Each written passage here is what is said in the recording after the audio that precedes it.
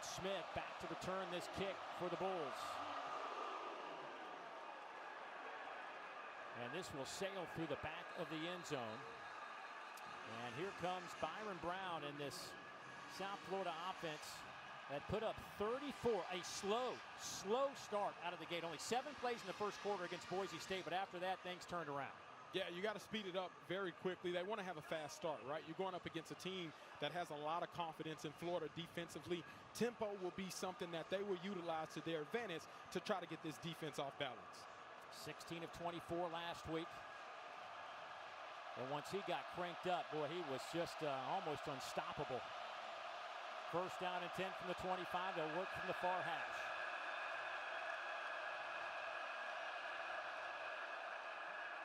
Brown handoff. He'll pick up 4 out to the 29-yard line. Makai Barreau, first one there to trip him up.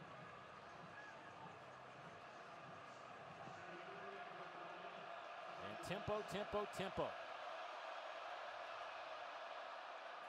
That pass is caught out over the 30 to the 33.5-yard line. That's Christian Neptune, the true freshman, making a catch.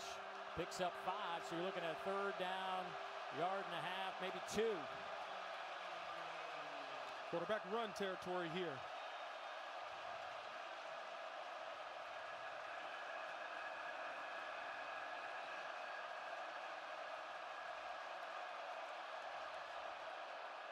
Handoff right side, first down and more as they give it to Cartavius Norton, who brought down by Miles Graham, but a first down after a gain of 8.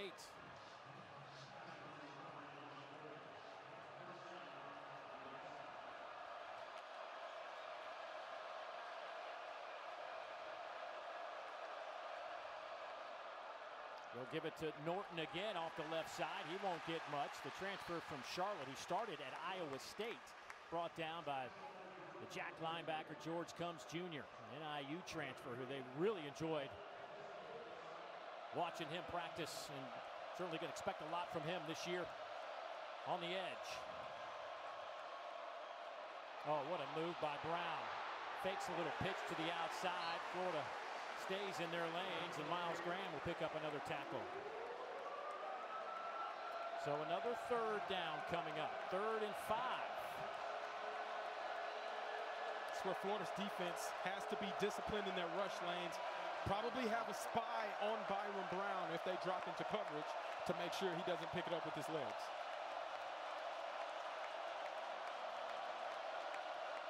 Four-man rush. Brown throws, passes, caught. Again, it's the freshman Neptune. Stretches out and will have the first down in Gator territory. So a couple of conversions early on by South Florida. Yeah, you can see just a 3-step drop, finds space, a lot of space, picks up the first down. Brown looks in that pocket now on the move. Throws as he runs left, and that one is incomplete right at the first down line. Trying to hit the tight end, Wyatt Sullivan. Boy, it looked like he had a little bit of room to run over there. Yeah, that spy, though, that linebacker is following every track that he goes to. As he expanded out of the pocket, that defender probably made it a lot easier for Byron Brown to get rid of that ball instead of trying to tuck it and get yardage.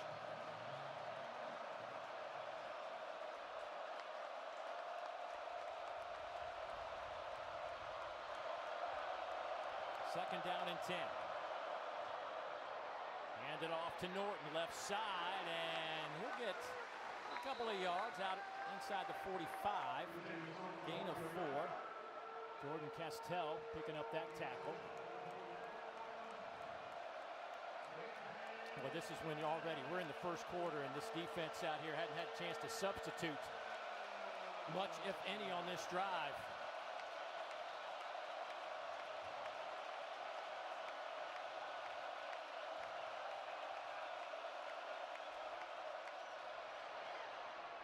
That one's incomplete, trying to hit Neptune.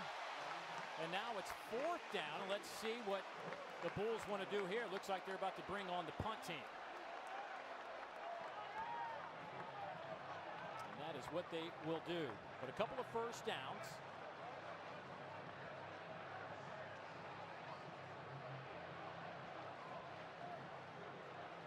And Vernell Brown III jogging back to the 10-yard line to return this punt for the Gators. Chase Leon will punt it away for South Florida. Another Australian kicker transferred in from Lamar. High end over end kick. Fair catch called for at the 10, and that is where the man they call VB3 makes the catch. DJ Lagway coming on the field. Well, when quarterback DJ Lagway starts, Florida is 7-1 with more than 3 times as many points as their opponents. We'll see if that number holds true throughout today. Good start for Jaden Baldo. The handoff picks up the first down. They will mark him out of bounds at the 24-yard line. Jalen Schuler, their outstanding backer, pushes him out of bounds. Gain of 14. For Jaden Ball, the sophomore out of Atlanta. Started 5 of the last 8 games last year. And he and Lagway make for a formidable backfield for this Florida Gator team.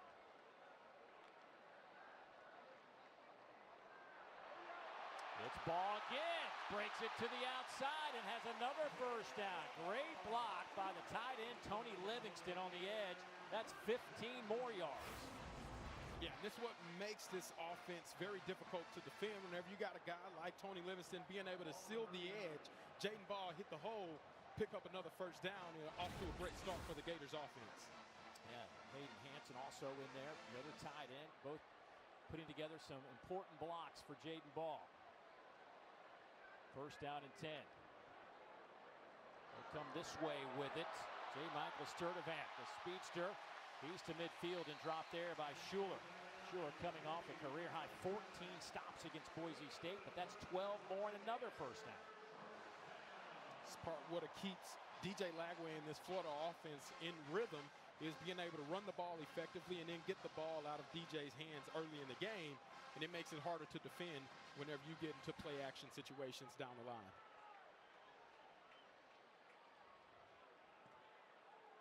We'll put 2 tight ends to the right side. Bunch formation. Wilson splits out to the right, but Lagway looking left. Lofts it up and just over the outstretched hands of Tony Livingston. Yeah, and that's one DJ wishes he could probably have back. A little jittery in the pocket, feet trying to get settled in. We saw this actually last week where he had a couple of overthrows, mechanics just a little off. Clean that up. That's a huge completion there to Livingston. So it'll be second down and 10.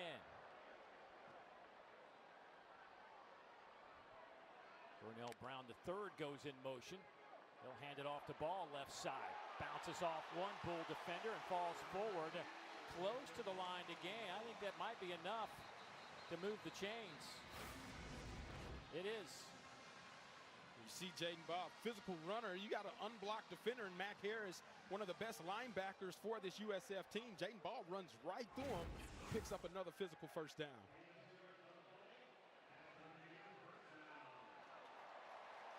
Boy, what a great start to this drive for the Gators. Ball stays in the game. Brown goes in motion. Again, it's Ball. Cuts it back. He's down to the 32-yard line. Rodney Hill bringing him down, the sophomore. That's a gain of 7.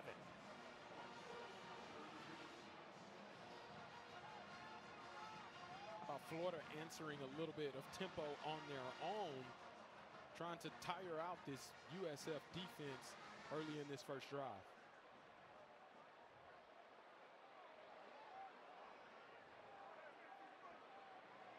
Shift the 2 tight ends to the left side. They will split Hanson out wide. Lagway go over the middle. A little too high. And a big shot on the back end from Deshaun Rucker coming up to make the play for South Florida. Again, that's a throw that DJ Lagway can make, but not settled in the pocket, has people around his feet, causing his feet to be a little bit off. That throw sailed high yet again. Get more settled into the game. I want to see Coach get into some of the shorter 3-step drop game to allow him to work in space.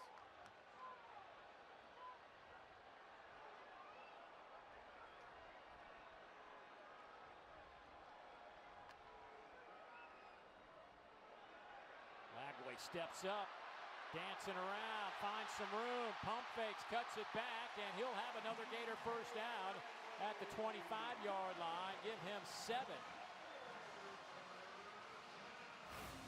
Outstanding play here by DJ Lagway. See the play action, feels pressure in the pocket, keeps his eyes downfield, and then decides, hey, let me just pick up this first down on my own. Does a great job of finding that space and then going and picking it up. That's huge for this Florida offense. Stay on the field, another third down conversion.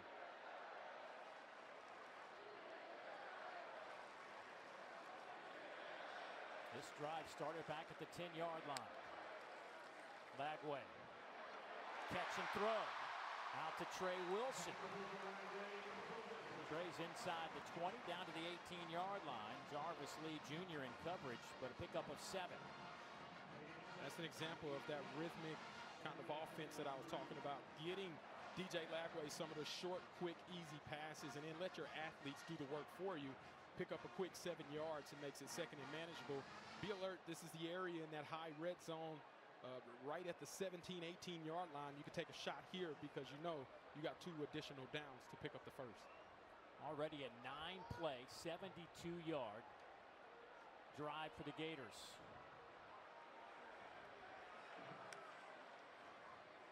Hand off to Ball, just takes it right between the guards, driving the pile inside the 15, down to the 12.5-yard line. And that'll be another Florida first down. James Chenault down for South Florida. Boy, this has been a methodical drive by Florida. Absolutely, and you hate to see injuries happen, but you get into a situation where you hope this guy feels better in Chenault because that's somebody that they'll need. And a long drive like Florida has put together, you're going to need all the bodies available to be able to try to defend this Florida offense. You always hear so often about coordinators talk about these long drives. While they like them, there's always the opportunity for one of those holds or a false start, back you up, get you behind the chains. But so far, super clean for Florida. They were really clean. How about no dirt in terms of penalty flags last week? Yeah, that goes to show you the discipline that Coach Napier has been able to instill into this team. You have 0 flags. Those are types of winning football that Florida is getting back to and why they've been able to win the games that they have at the end of last year and already last week against Long Island. Well, the Gators have an SEC best 5-game winning streak currently, tied for first nationally with teams like Ohio State, Illinois, Memphis, and Air Force. Trying to keep it rolling. Jaden Ball going to be a big part of that. We haven't seen Jacoby Jackson, who will get plenty of work today as well. But Ball's off to a great start carrying the football. 5 carries, 51 yards, averaging 10 yards per carry. Had just 9 carries a week ago. It goes right in line with his average. Like you mentioned, 9 carries, 104 yards last week against Long Island. It seems as though that trend of averaging 10-plus yards is part of Jaden Ball's game and what we were excited to see whenever we got to see Florida play today. Kyler Miles, the strength and conditioning coach, said that Ball could be one of the strongest players ever. Here. That's saying a lot. Yeah. There have been a lot of strong players that have come through these walls. For him to be one of the strongest and that to be said, that's a lot. Jonas DeClona checks in for the injured Chenault on a first down and 10. Sits it right about the 13-yard line.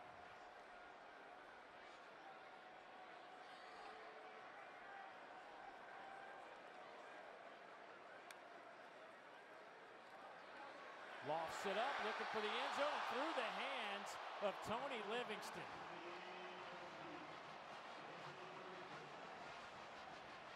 It was right in the breadbasket.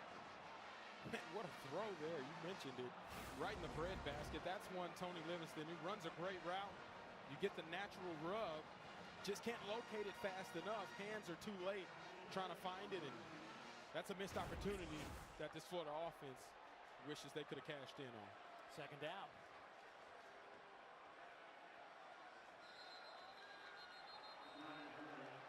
And there's a false start. And that is the first penalty for Florida. 5-yard penalty, second down. In 2025. That's on the tackle Bryce Lovett, the redshirt sophomore. Did we just jinx them? Yes. The announcer's jinx.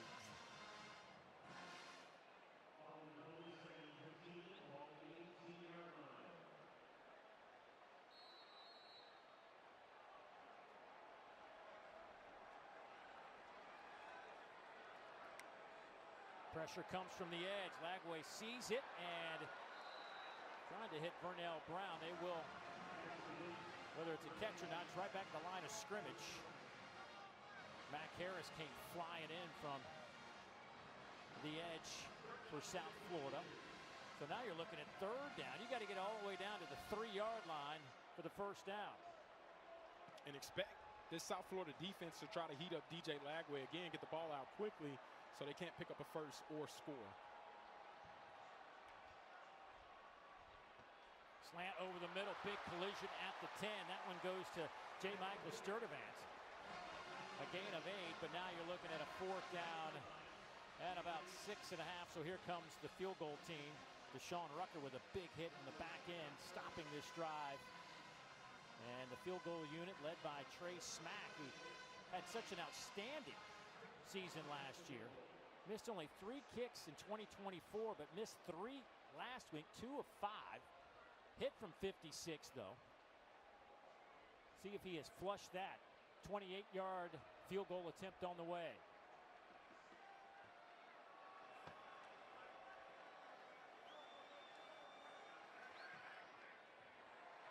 And this kick is dead, solid, perfect. So the Gators, with a long 14-play drive, put 3 on the board. Back to the swamp after this. Yard field goal with 44 seconds left. And did not work, and the Gators went on to win that one 31-28. The Bulls actually led 28-24 in the 4th quarter. That was the year before Alex Golish got the job, but a scary moment for sure down here at Steve Spurrier Florida Field. Matter of fact, last year South Florida ran out of gas. They played Alabama great. Yep, right in the 4th quarter. Took it all the way down there.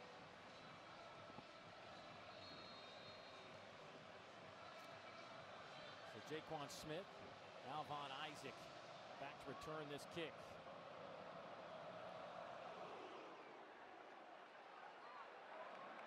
Fair catch called for at the 5-yard line. Let's head downstairs, check in with Morgan. This is a defense for Florida playing with so much pride, coming off their first shutout in 46 games. And defensive line coach Chapman said, don't hold back. We've got more bodies with their tempo. Don't worry about it. If you need a sub, let me know.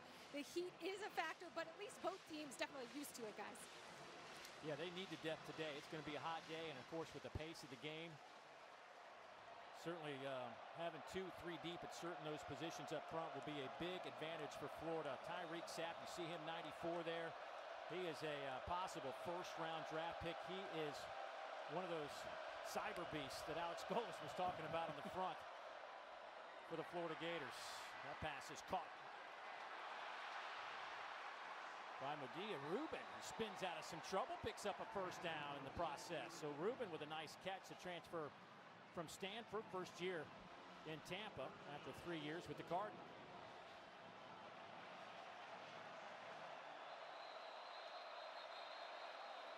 There is a stoppage. The ruling on the field is a completed pass for a first down. Previous play is under further review.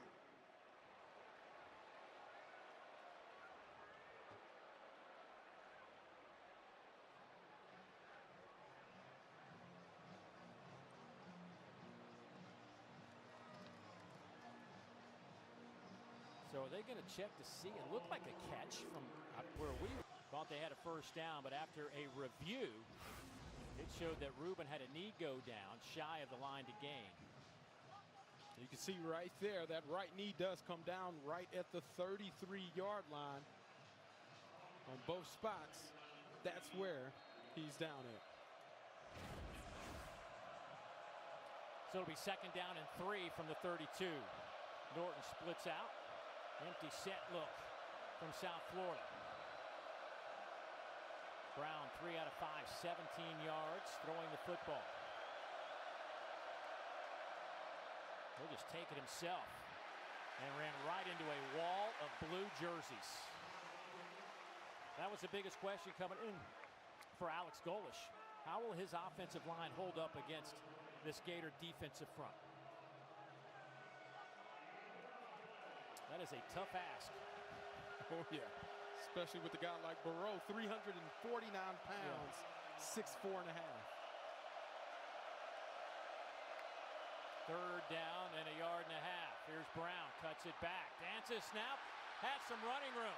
He is across the 45 and tumbles down right on that spot. So with first down for the Bulls, Miles Graham had a chance at him. Just tripped him up. And this is how this offense gets better. You miss tackles, he's liable to make you pay. Then he gets down, save himself a couple of hits because they're going to need him all 4 quarters in this game. So another third down conversion. Bulls 3 out of 4.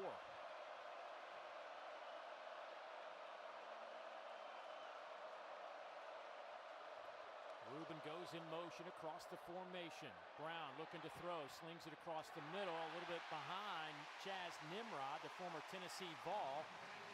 He had 3 catches for 96 yards last week, including a 55-yarder. Devin Moore back there in coverage, the speedster who they asked him to do a lot on the back end. Yeah, especially covering a guy like Chaz Nimrod who can fly. Well, so can Devin Moore, and he shows you his coverage abilities on that last play as well.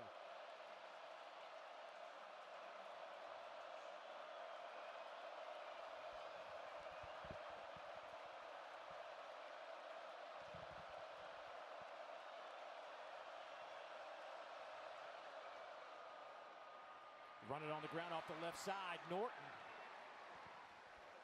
He's inside Gator territory. Aaron Childs brings him down. Nice 8-yard pickup there for the Charlotte transfer, Cartavius Norton. Well, they had to revamp that running back room. They lost their 3 top backs from last year. Boy, Brown just tripped up on his own player. Connor McLaughlin, 71. Just got his foot in the way. So now it's 4th and 1. Bulls going to go for it.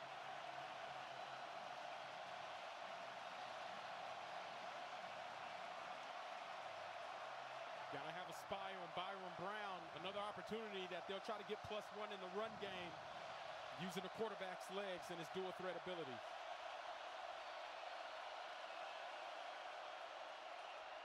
Brown keeps it left side. Lunges forward, and that'll be a first down. Graham's got there, but not in time. Again, this is a big man, 6'3", 232. You're trying to stop for no gain.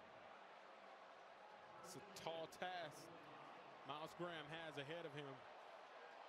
Just the difference in picking up that first down.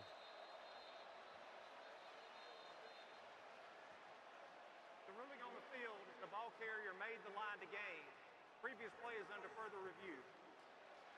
Well, let's see if Graham was able to keep him for no gain.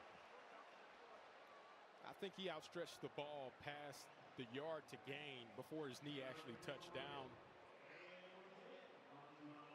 We'll get a chance to break it down with the official review here, but it's close.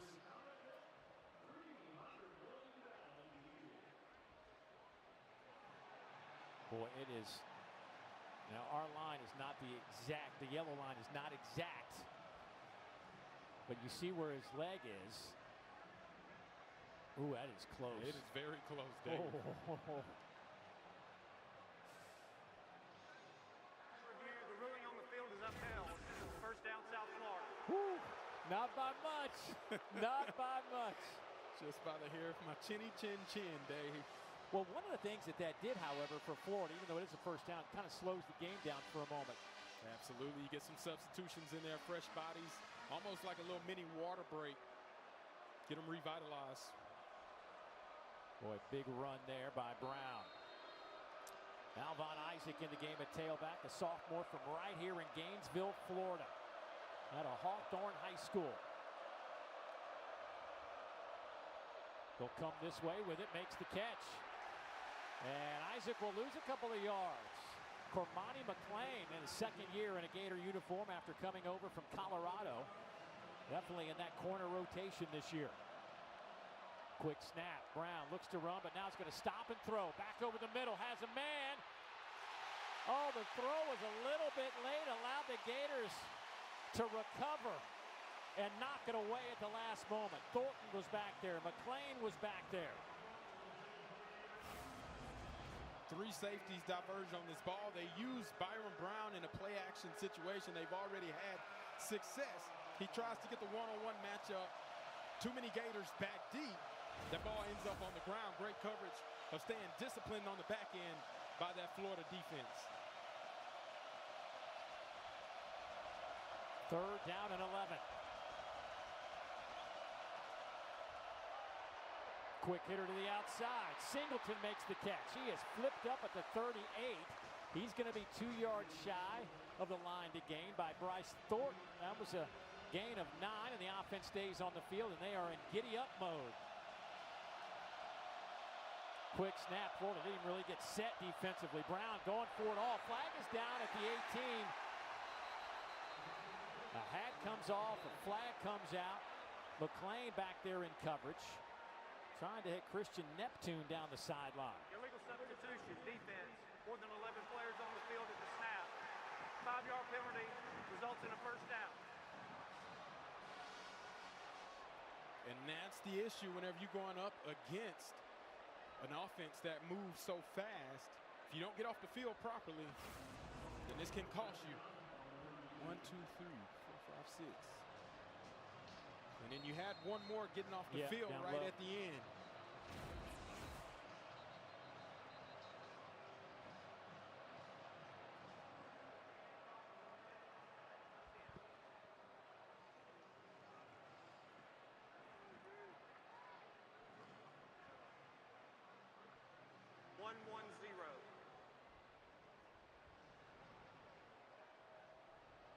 So the clock is set. Boy, this is a good answer by South Florida. This drive is 10 plays. Closing in on 40 yards. It's taken over 4 minutes off the clock as Sam Franklin getting his first shot in the backfield. He stands to the right of Brown. Brown dumps it off over the middle. Wyatt Sullivan, the tight end, still on his feet. The pile drives down to the 15-yard line. A gain of 16. Jaden Robinson finally forces him down.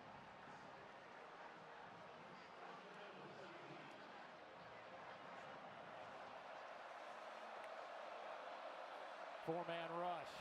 Brown to the end zone. That one's batted away. Tipped in the air on the back end by Thornton.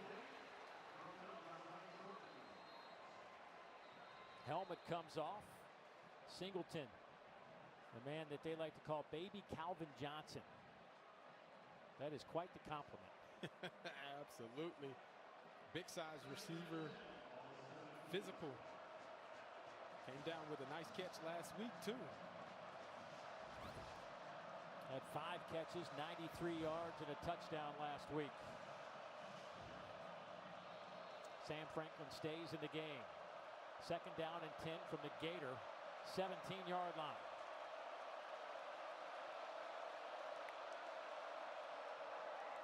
They will hand it off to Franklin. He's to the 15. Robinson first one there for Florida.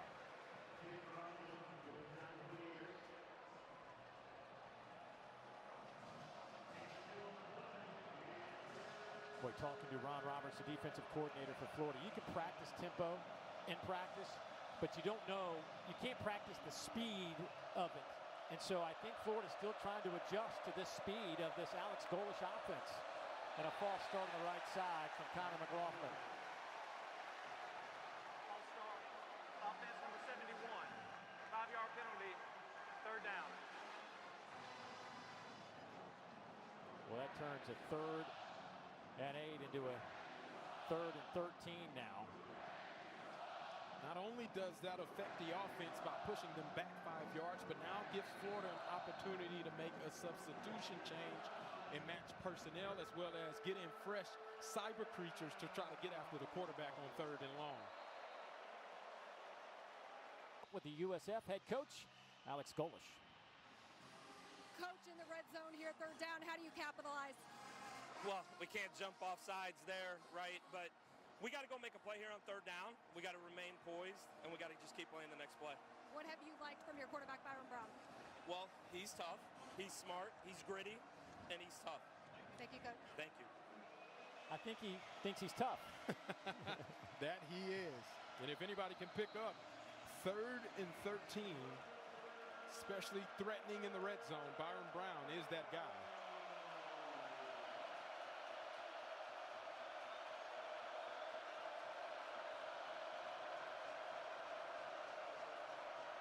Brown over the middle, bad throw as he got hit in the process, trying to hit Rubin on a slant.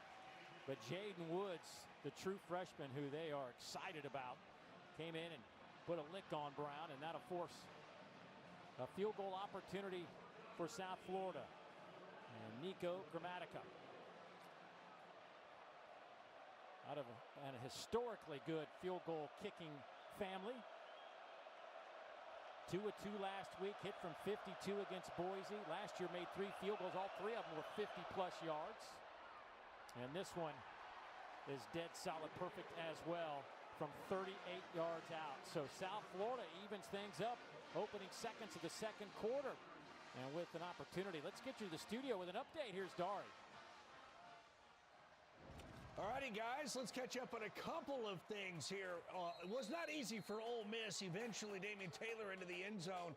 They were down 10-zip, but they have come back to take the lead 14-10 in Lexington. And then over on Rocky Top, Joey Aguilar just lets fly. I don't know if Mike Matthews was the intended receiver, but he was the touchdown receiver, and it is a rout as expected against ETSU, guys.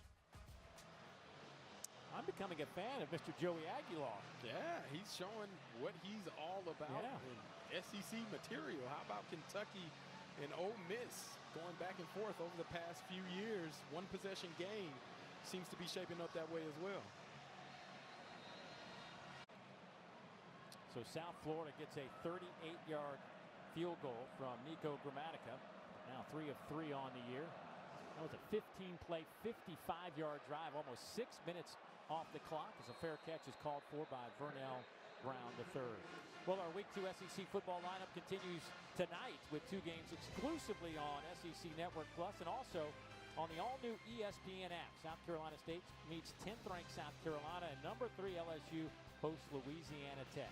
Then at 7:45 Eastern right here on this very network, when we wrap things up from Gainesville, it'll be Louisiana Monroe and number 21 Alabama from Tuscaloosa to cap off your night. A lot of eyes in Tuscaloosa tonight to see how they respond after that defeat. Jacoby Jackson in the backfield on this drive. They hand it off there, fake a handoff to him over the middle, wide open pass is caught there by Vernell Brown III. That's a gain of 15. Good play fake there by DJ Lagway.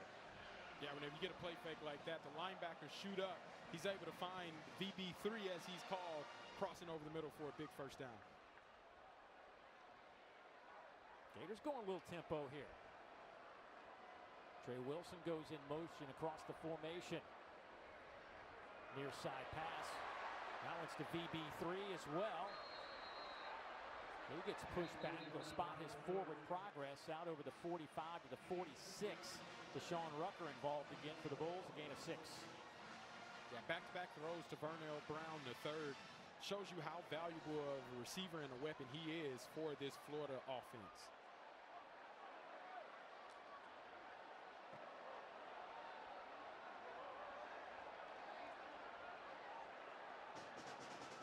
Plenty of time on the play clock, 14 seconds counting. Handoff goes to Jackson, dancing his way for a first down. A flag is down at the line of scrimmage, however. Gain of 7 if it sticks.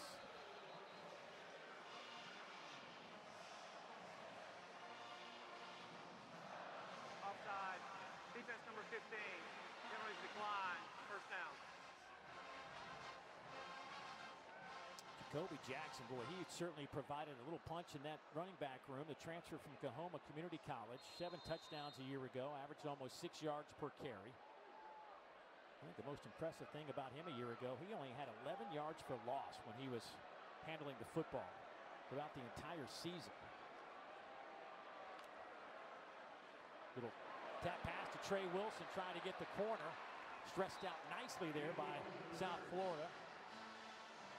Josh Seliscar, the transfer, played a year at Texas A&M. Started his career, though, at Central Florida, UCF, then went to Texas A&M last year and just didn't get kind of the work that he thought he was going to get and came back home.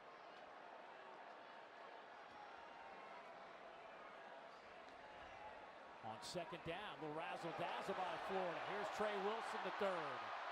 He turns the corner, and he'll be close to the line to gain. Let's see where they spot it. Back at the 36. That is right on the first down line. Hayden Hanson with a nice block in there to give that little extra space. Hayden Hanson out on the edge does a phenomenal job, but check out all of the fakes, misdirection. You got guys going left, guys going right, then Trey Wilson shoots up the sideline. Hanson with the block to finish the play off. Big first down off the misdirection reverse. Boy, they'll split Lagway out. They're going to go a little wildcat with Trey Wilson in the backfield. How about this formation? They get it to Lagway, who's looking for a little bit of room. Boy, Billy Napier, I'm watching him on the sideline. He just shook his head like somebody messed something up on that one. I think it was more so South Florida actually playing good defense. They recognized the shift early, communicate on the back end. Then they had their back end guys stay deeper than the deepest. So Lagway didn't have anybody to hit deep. So it's a great job by that South Florida defense led by Todd Orlando.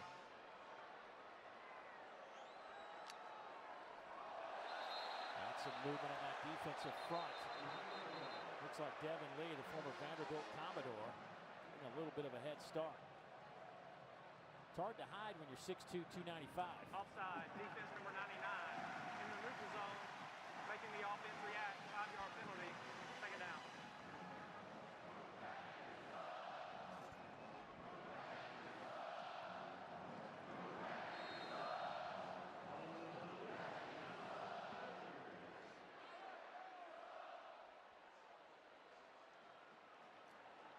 That'll make it 2nd down and 6 from the 32.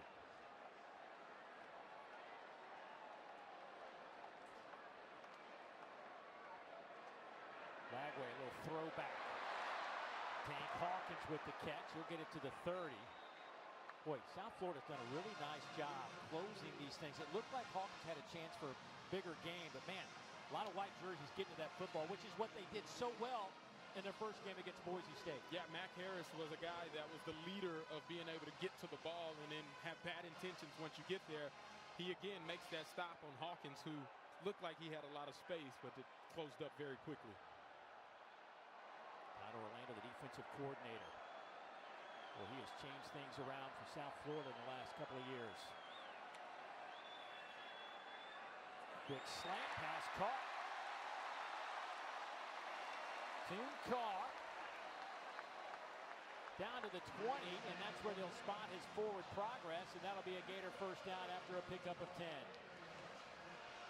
Yeah, check out this throw here by DJ Lagway.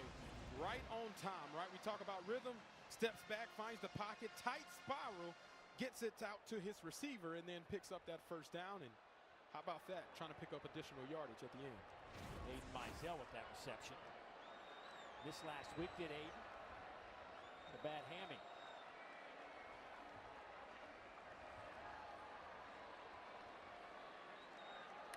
Here comes some heat from South Florida. They'll hand it off to Jacoby Jackson. Has some room, and that'll be 6 for the Gators.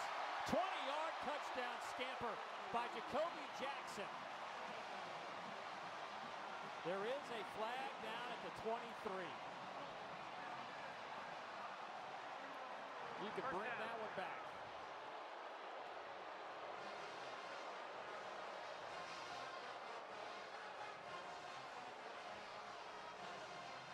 Yeah, holding there brings back such an explosive play. Now, you can't have that happen, right? No penalties last week. It just sets up beautifully for Jacoby Jackson. Just get a little too much of the cloth there. The holding call brings back 6 off of the board. You see right there at the top of your screen, Livingston on that holding call.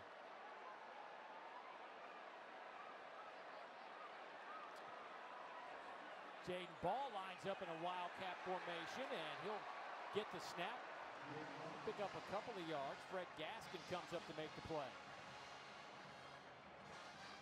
Boy, Florida's such a good deep ball team, but they have not been able to really showcase that yet here in the first quarter and a half. Yeah, a lot of times you usually connect on the deep ball whenever you're running effectively and efficiently. That's what they've been able to do. It's just that deep ball isn't there. South Florida's playing high over top, trying to eliminate the deep shots because of what a back-breaking play it can be. Second down and 19.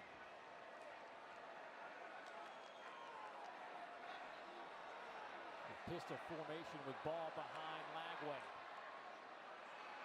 Trying to stretch it to the outside. Another flag comes in at the line of scrimmage. Heck of a play on the outside by James Chenault, who left the game in the first quarter with looked like an ankle injury.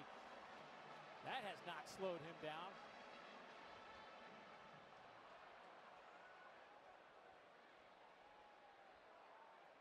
Here's another holding call. First foul. Hands to the face. Defense number 18. 15-yard penalty. Automatic first down.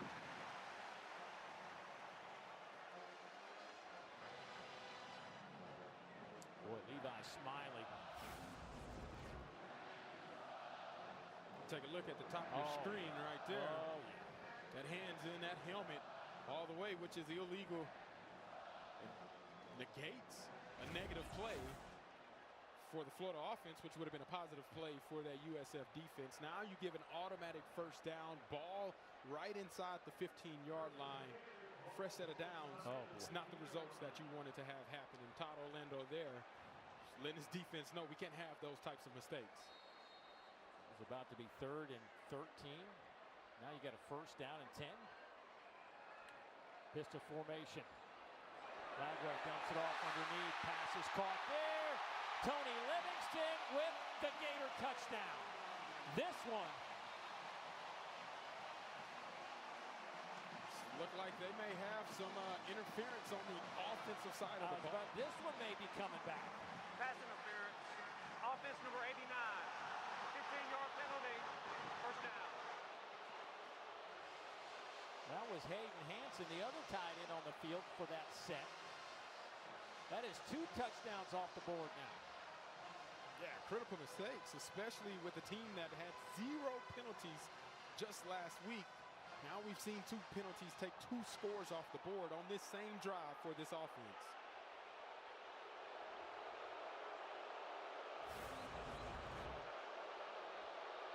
And here's Hayden Hansen here going into his route. He's trying to run that corner route there. He puts his hands and extends. If he doesn't extend the hands and continue to try to get open, they probably don't call that. Still a ticky-tack foul. The ref warranted the extension enough for pass interference.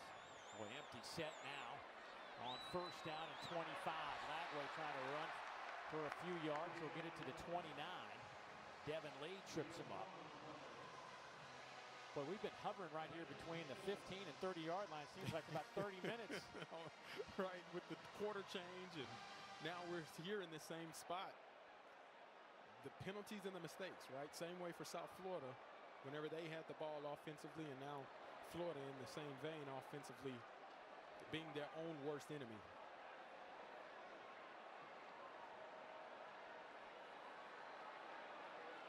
The sophomore out of Atlanta, Jaden Ball, splits out to the near side.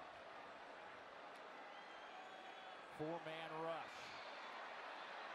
Over the middle, pass is caught there by Vernell Brown III. He's inside the 20, down to the 18, but a long way to go for the first down. They got to go to the 5-yard line. That's a gain of 11. Now you're looking at a 3rd down and 14. Great pocket presence by DJ Lagway. Now on 3rd down and 14. Hey, be smart with the football here. Continue to trust in your offensive line, but go find the open space. and then deliver a strike if you're trying to convert. Lagway 6 of 6, 45 yards on this drive. Trying to stay hot. Going to the end zone, and there are no flags. Incomplete. Trying to hit Hayden Hansen. Ward back there in coverage. What do you make of this one? You know, I thought this was a good defensive play by Ward. You got the wheel, Hayden Hansen one-on-one. Get a little handsy, but it doesn't impede the progress of Hayden Hansen's movement. I like the no call there. Let these guys go out there and play. 36-yard field goal attempt on the way from Trey Smack.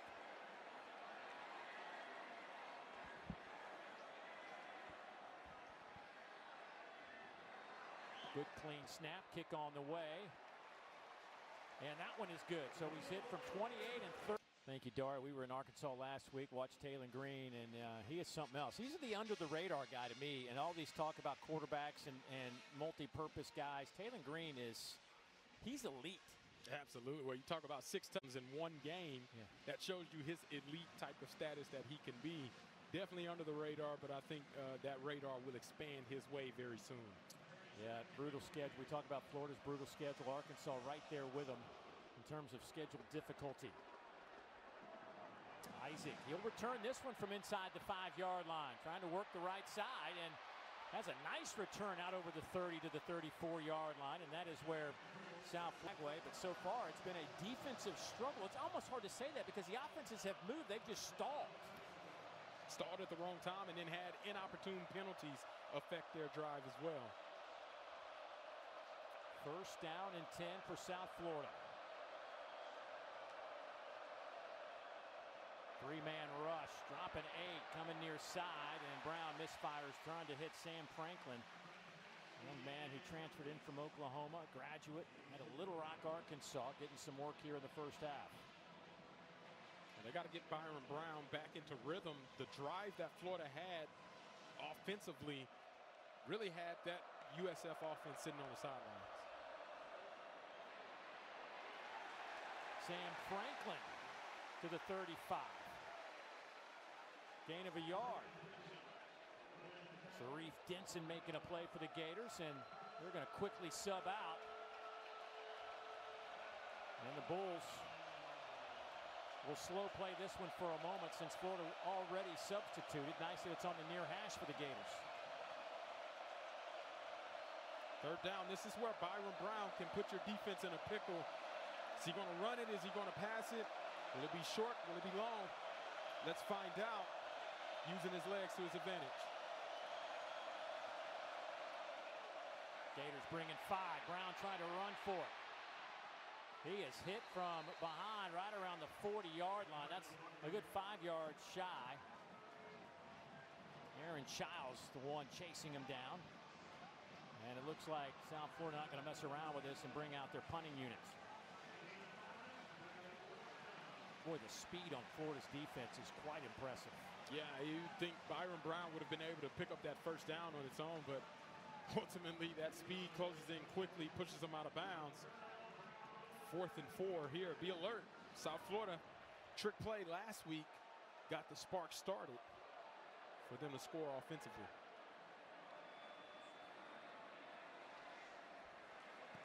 Chase Leon delivers this punt. Fair catch called for by Vernell Brown. He'll take it inside the 15. So the Gators will take over there. They lead it by 3. Getting late here in the second quarter after a 47-yard punt. Back to both 1-0. Been a low-scoring affair despite the fact Gators have put up 148 yards of offense, 73 through the air, 75 on the ground. They'll stay on the ground on this drive as Jaden Ball bounces off one defender but can't get past the others. Fred Gaskin coming up to finish off the play. You know, you and I were just talking. This South Florida defensive front has really held up well in this game, allowing them to do some things on the back end to protect deep passes. Yeah, whenever you can rush 4 and stay disciplined, it allows your back end to stay over the top of all the deep passes that Florida has tried to attempt to get. They're doing a great job in the first half. Lagway off the right side. Boy, nice pitch and catch there. There's Hayden Hansen. Best throw of the day for DJ Lagway. As Tavin Ward makes the play on the back end. Right in rhythm, utilizing the play action to get outside of the pocket. His feet stay grounded to the rhythm that he's used to having. Hitting Hayden Hansen right in stride along the sideline. A big explosive pickup for this Florida offense. 28-yard gain for the Gators, puts him at the 45. They'll play fake it again. Again, it's Hayden Hansen trying to break a tackle, falls forward for a couple of yards.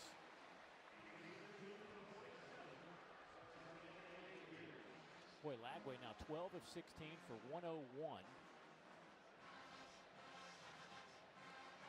His counterpart, Byron Brown, 7 of 14 for 43 yards.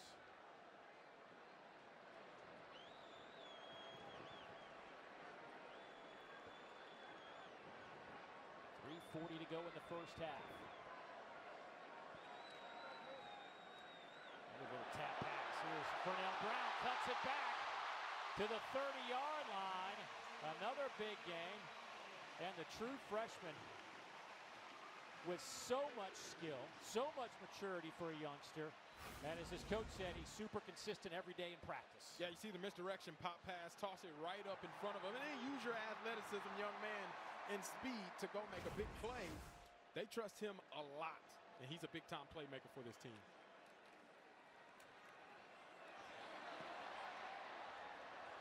Jaden Ball to the 25, and he is tripped up there by Gaskin and Harris.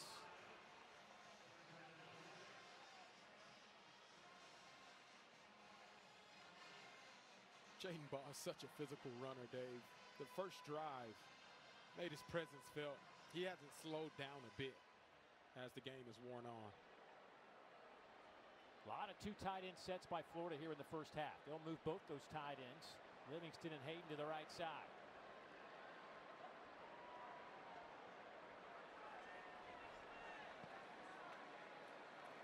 There's Ball, sees a little crease. Trying to cut free, can't do it. Jalen Schuler just wasn't going to give in. Let's go down to Morgan. See that fight in Ball? He told me he gets that from Jacoby Jackson, both coming into the program at the same time. He said, he showed me how to battle. You see the fire in Jackson, and now he's bringing it. He is definitely bringing it here in the first half. Over 60 yards on the ground. Ball wrapped up again by Schuler. That'll get us to the 2-minute timeouts. Gators driving. It'll be 4th down and 3 when we come back. What will Billy Napier do? Going to go for it on 4th down and 3, or it appears that way. Ball in the backfield next to Lagway.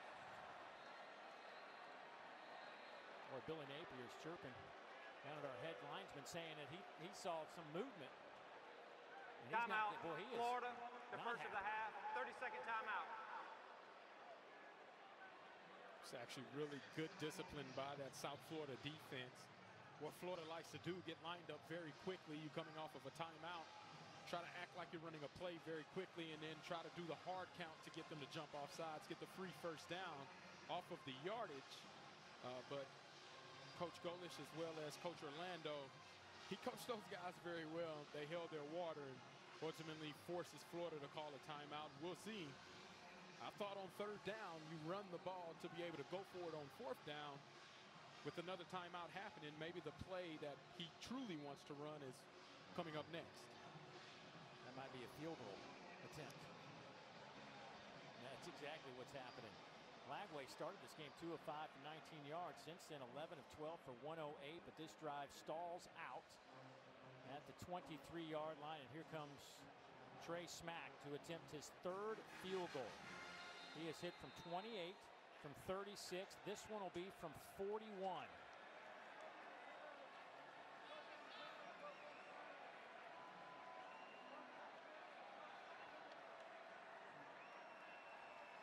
Rocco Underwood with a clean snap.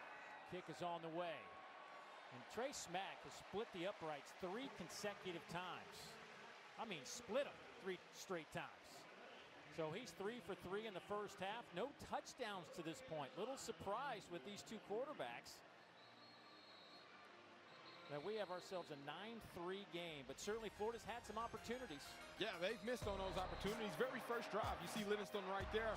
Ball is on the money. He just can't track it fast enough. And then again, last drive that they had offensively, Jacoby Jackson breaks off a big one. It's called back because of a holding call. And then the final touchdown that was called back again, offensive pass interference. So 3 potential touchdowns that Florida could have on the board, all negated from penalties or drop passes that happened early in the red zone. Well, we heard Chris Doring a moment ago in the studio say a sketchy. I think that last one was the sketchiness he's referring to about the penalties. I would not have called offensive pass interference there. I know Chris Doring wouldn't have.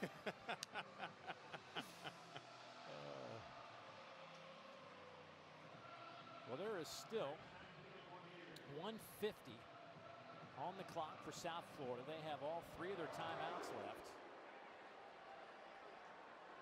And this kick sails through the back of the end zone. Well, don't forget, coming up at halftime, you can watch the live performance of Florida's marching band, the Pride of the Sunshine, right on SEC Network Plus. You can start streaming that now over on the ESPN app. But like I said, plenty of time left. 1:50 to play, and as fast as this team goes, look, they were in 2023 when Brown was healthy, they were the fastest offensive team. They ran over 80 plays per game. Last year they slowed it down. They were in the mid-70s, but I think that's something to do with the fact that Byron Brown didn't play the second half of the season because of an injury. But they can go as fast as anybody when they want to.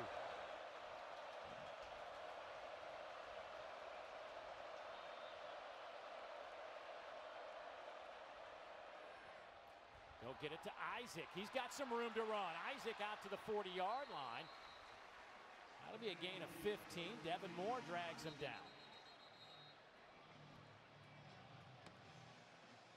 Please reset the game clock to 1:42. 1:42. Thank you.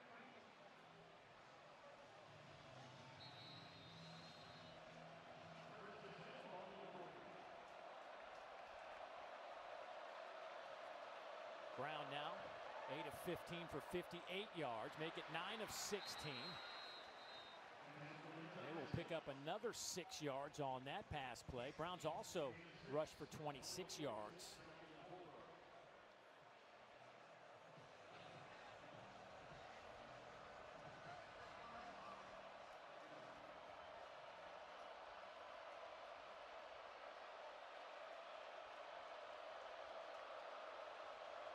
Gators with 5 at the line. Now they drop one back, but they'll bring 5 off the edge.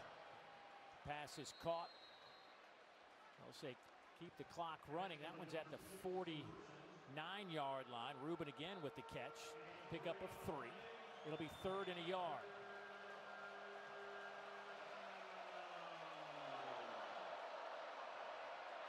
Isaac kicks it to the outside. Isaac to the 30 and tripped up there. He was so close to taking that one the entire distance. Aaron Gates just got a shoelace, but 23 yards for the Bulls. What a move. He put one-on-one in open field. Got vertical. And, man, that's a big pickup on 3rd and 1 for this offense. South Florida, again, 3 timeouts remaining. First down and 10. Brown. Flag comes out. They were holding Tyreek Sapp. That's probably a good thing because he was closing in on his target, Byron Brown. Holding. Offense number 51. 10-yard penalty. First down. Yeah, Zane Herron, the left tackle here, you're going to see right on the left side. He doesn't keep his hands on the inside as Byron Brown escapes the pocket. If he's not held there, Gump's able to have contained. And ultimately, that's the reason why Byron Brown was able to break the pocket and get some yardage. So line's held up pretty well today. For South Florida, again, the discussion coming in, a couple of things in terms of this matchup was how South Florida certainly made some improvements up front, both offensive and defensive lines, but facing this Gator front on both sides of the football was the big question. How could they hold up? I think they've done an admirable job to this point. Absolutely. I think one of the biggest reasons why they've been able to do that is because they are all experienced guys. If you look, graduate transfer, senior, graduate transfer, graduate transfer. They are littered with experience across the offensive and the defensive side of the ball. And that goes to show you, you have a veteran-led team that can make adjustments on the fly and get it fixed early. Jaden Woods had a rush in on the near side. He drops back in coverage, and he's involved in the tackle. Miles Graham also there for the Gators, a pickup of 4. Ball to 35. Clock continues to move. 26 seconds, 25 seconds.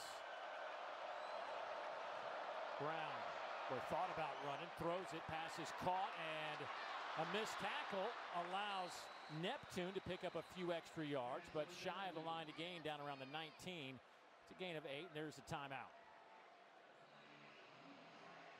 Timeout, South Florida, their second of the half. 30-second timeout. So 13 seconds. You got a 3rd and 8. I mean, are you thinking maybe take a shot to the end zone with one play and then bring out your field goal unit? Are you trying to pick up the first down? Maybe take another shot there?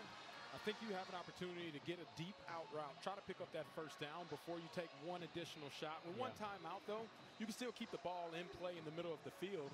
Whether you're short or you pick up the yardage, you're able to call that timeout, and then you trust your kicker, Grammatica, who's been all-world everything for any Grammatica named anytime they have kicked the football. So you always reserve the right to kick.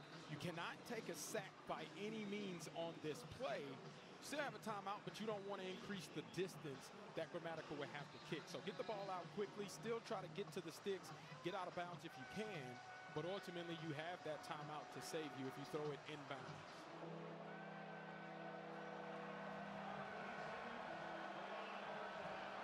Third down and 8. 13 seconds to go before halftime. 6-point game.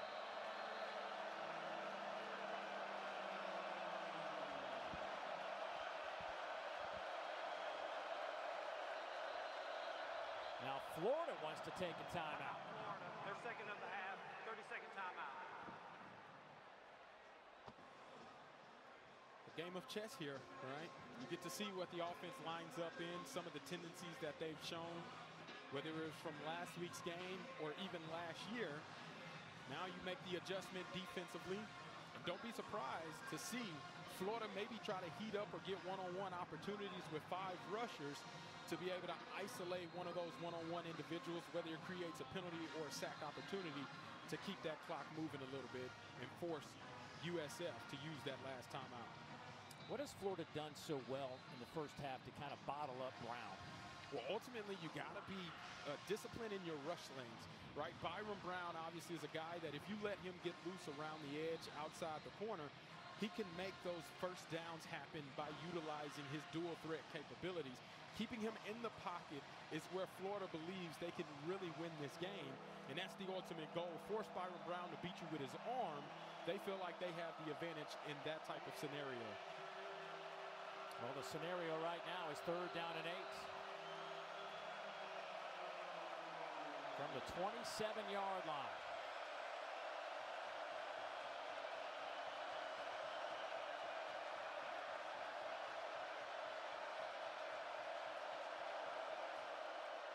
Gators bring in 5. Pocket collapses. Brown breaks a tackle, breaks another tackle. He'll have the first down, stumbles to the 10 and drop there.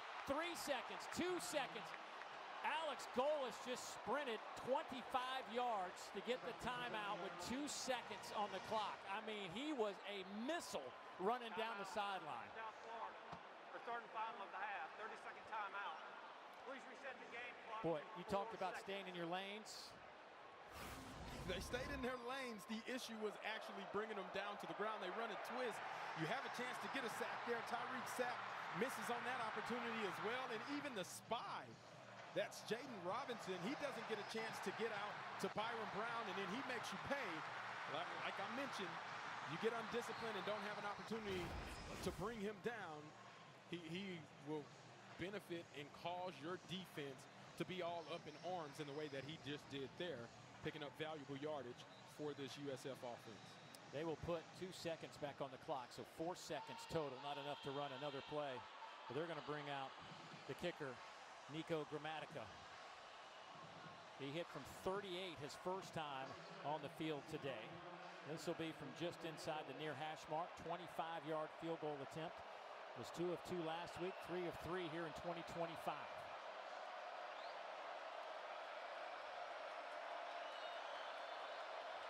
And Florida's going to use their final timeout. Timeout, Florida. Their third and final of the half. 30-second timeout.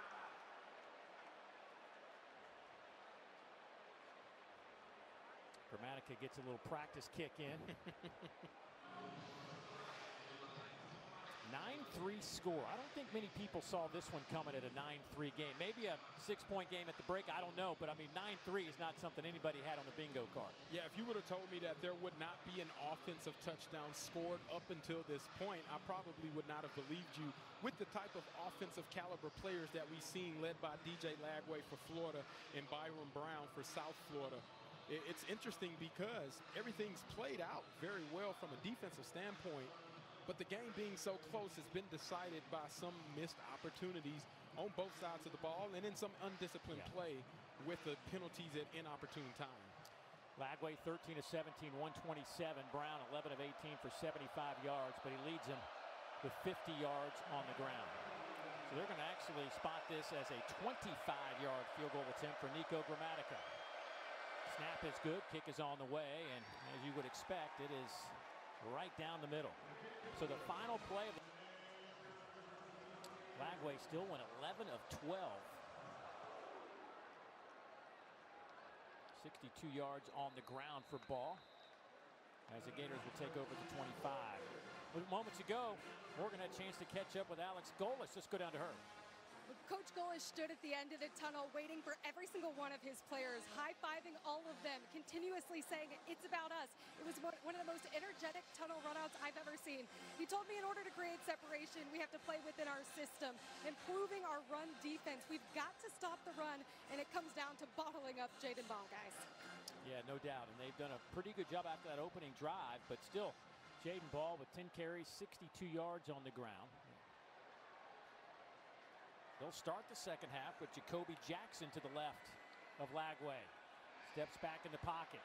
Couple of pump fakes, trying to find a little room, a little flip toss over to Jackson.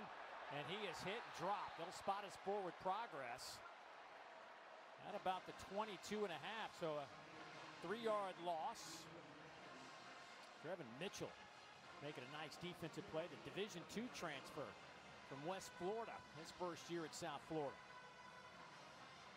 It's a great way to start. USF defense obviously flying around, being able to get Florida's offense behind the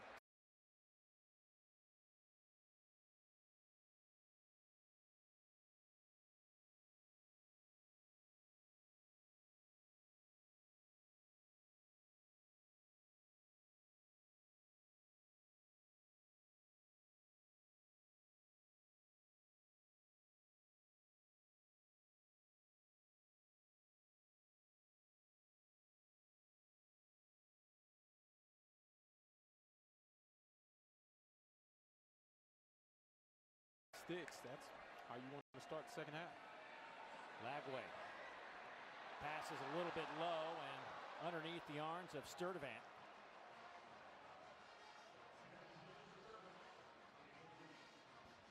Well, we just haven't seen this Gator offense. We heard so much about their great speed, athleticism on the outside. These guys haven't been able to really shake free very much today, if at all. Yeah, the separation hasn't been there, and then some of the accuracy issues that we saw last week starting to come into factor a little bit this week against this South Florida defense. DJ Lagway has to be in control and comfortable in the pocket and on time so that his rhythm's right.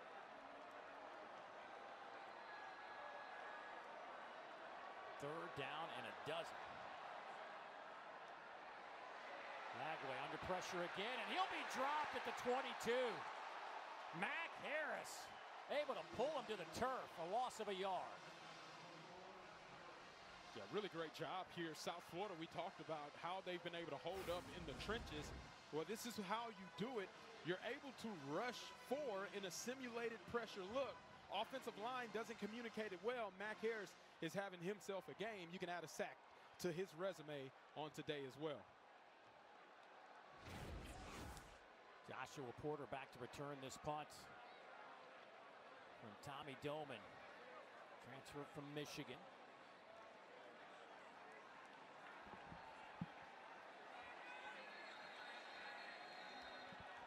And a flag delay of game. Florida's first punt operation of the afternoon does not go very well.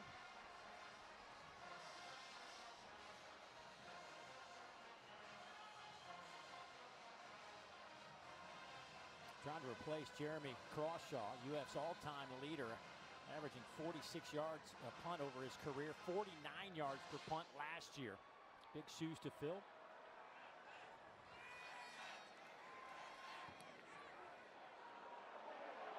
Boy, this is a booming kick.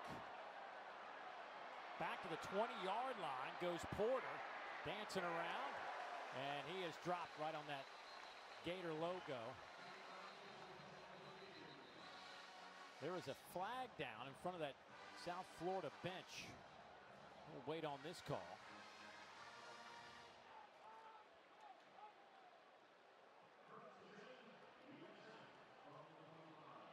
We'll see what that call is, but that kick was a boot.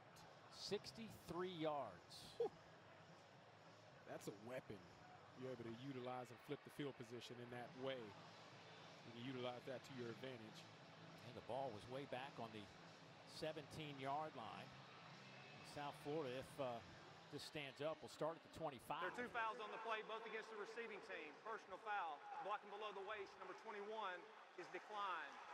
Personal foul, blocking out of bounds, number 9 will be accepted from the end of the kick, half the distance, automatic first down.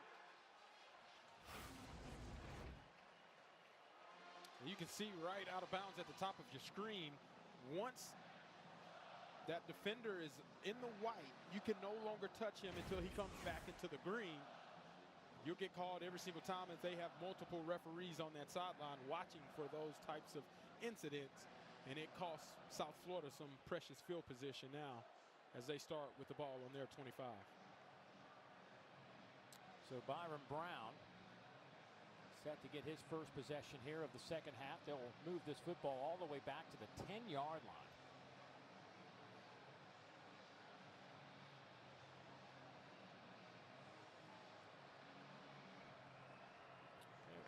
There is some weather in the area, and we have had to adjust our lower level cameras. So when you see limited coverage up there, we don't have our full complement of cameras. We got enough to show you most of what you need to see. So bear with us, and hopefully this weather will pass through here in just a couple of minutes. In the meantime, South Florida backed up, down 3 on the road. Little underneath pass goes to Nimrod. Denson, the man who plays that star position, comes up to make the play. The junior out of Jacksonville, Florida, gain of 5. Cartavius Norton in the backfield to the right of Brown. Pass is caught there by Rubin, and he'll have a first down. And South Florida much better today on first and second downs. Boy, early in that game last week against Boise State, they were miserable on first and second down, facing third and longs. Didn't run many plays, fell behind, but today's been better. Yeah, Byron Brown needed to be the spark, and I think that's what's also sparked this offense to start quicker on first and second down.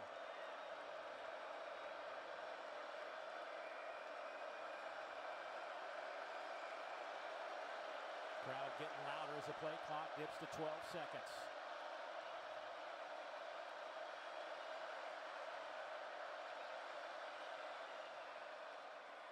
Handoff goes to Norton, trying to turn the corner, and that will not happen.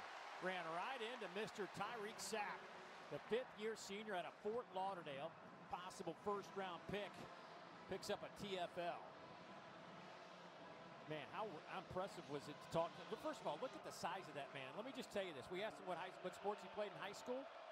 Wrestling, you might assume, but he also played lacrosse. Broke a lacrosse stick, checking a player as well. Second down and a dozen. He said he was 250 pounds in high school. Can you imagine him? He played defense on the back end. You're trying to attack the net, and you got to run into that. Look at that. I wouldn't run into that. 6'3", not happening. No way. 250, not happening. 274 now, nuh-uh. Still not running into him, Dave. He is a super nice man. Talking to him yesterday. Love that conversation. Three-man rush by Florida. Brown nowhere to go, and he's met by three Gators. Michael Barreau, the first one there. Zap getting pushed a little bit late, didn't like it. So it is 4th down and 2, and here comes the South Florida punt team. So the Gator defense does their job. To this point, you just never know after what we saw last week with Alex Golesh, if there's something he wants to dial up here. Of course, a fake punt for a touchdown against Boise State on Thursday. Cornell Brown, the third, stands back at the 25-yard line. Line drive, punt, tight spiral. This is a fair catch called for, and nice job there by catching that football from VB3. That's McGowan from 9 yards out. 2020 game, guys, Rebel football. It is crazy. I mean, there is something about the Wildcats that just haunts Ole Miss. Go figure. Hey, the Gators with their second possession of this half. Their first one, they went for -8 yards. Trying to improve on that, obviously. They'll hand it off to Jacoby Jackson. Zeliscar, defensive tackle, first one there for the Bulls.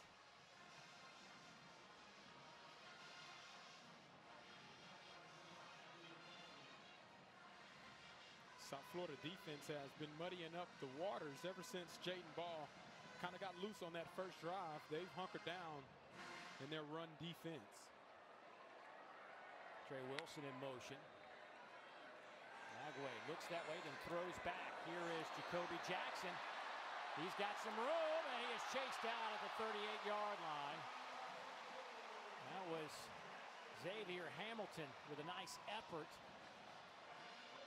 That was a good design play. Yeah, using a misdirection. You fake the handoff and then come right back to him on the screen, get him in open space, makes a defender miss, picks up an explosive. That might be the spark this offense needed to get them going in the second half. Pickup of 26 yards. Jaden Ball now in the backfield.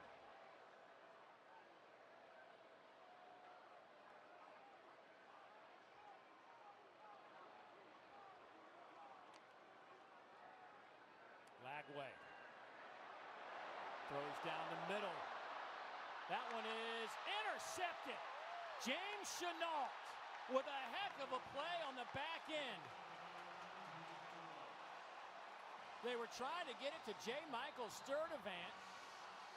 He laid out for it, but Chenault laid out as well, and it went into his arms.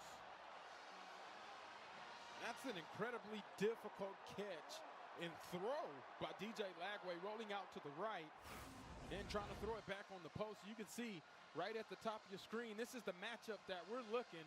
You get one-on-one coverage. DJ Lagway is rolling to his right, throwing a post back inside the middle of the field, overthrown slightly, and there you see Chenault. He becomes the intended receiver. It appears he got his hands underneath the ball to secure that interception. That's the first takeaway of the day for the USF Bulls. And that is the first turnover of the year by the Florida Gators.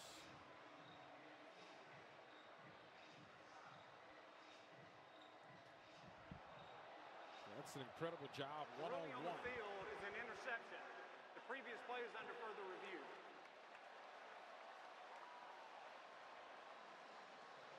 It took a long time to decide whether South Florida thinks they have an interception, and that is the case after review. I mean, it's close, but I think that there is enough here to say that that was a catch. Yeah, you see the ball secured in there, and it's very close. As you look, kind of cradles it to the body, and it's almost impossible to tell if the ball actually hits the ground and his arm is not underneath to secure it. Whatever it was, the officials did not find in indisputable evidence to reverse that call. So it is upheld, and South Florida will have it. Now Von Isaac, the sophomore running back from right here in Gainesville, Florida, stands to the right of Byron Brown. They will hand it off to Isaac. And a flag comes in at the end of that play. Aaron Childs, the sophomore linebacker out of Largo, Maryland, first one there.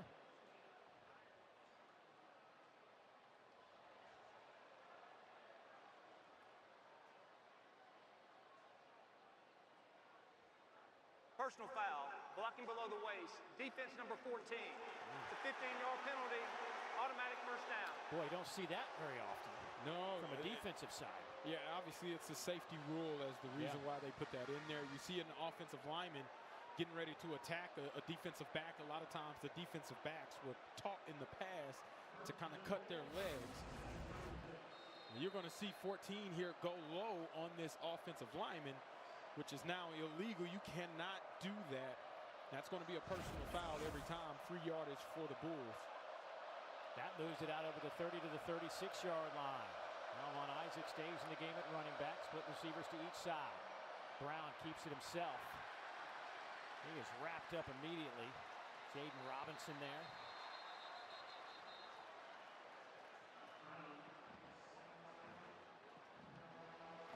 The physicality of Brown there. It doesn't even go down. He got multiple Gator defenders on him. He still doesn't fall to the ground. That's how strong of a player and an athlete he is.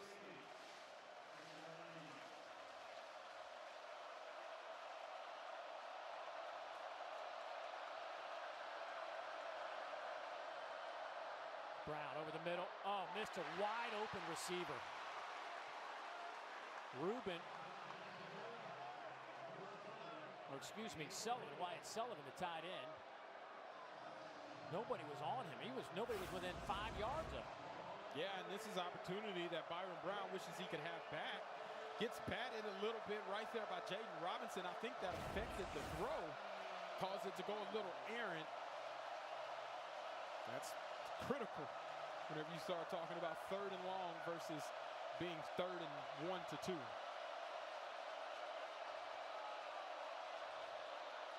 Gators bringing some heat. Brown stands tough in the pocket. Got hit as he threw it. Ball is well short. It is 4th down. Childs and Graham converge for the contact on Byron Brown.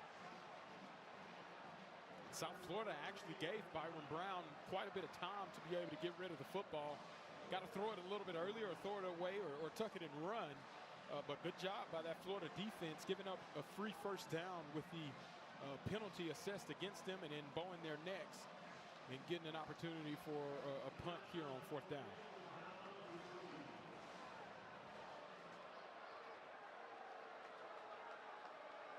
VB3 back at the 20-yard line.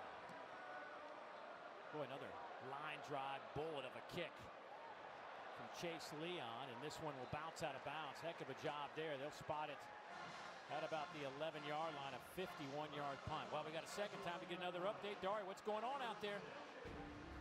All right, Dave, we're going to catch up on 2 games. Ole Miss, Kentucky. This was a 2020 game. We showed you that.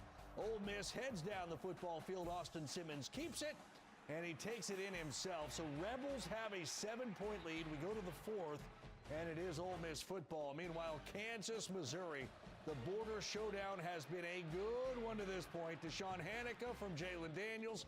KU takes the lead in a back-and-forth game. Good to see those 2 schools back on the gridiron in a tussle. Jaden Ball in the backfield. Quick throw out to the outside. There goes Trey Wilson. He is fighting for some extra yardage out over the 15 to the 16-yard line. It'll be 5, maybe 5. Tavin Ward, first one there, trying to wrestle down the sophomore out of Tampa, Florida. He has caught a pass now in 16 straight games after missing most of last year with hip surgery. Only played a few games early in the year and then shut it down.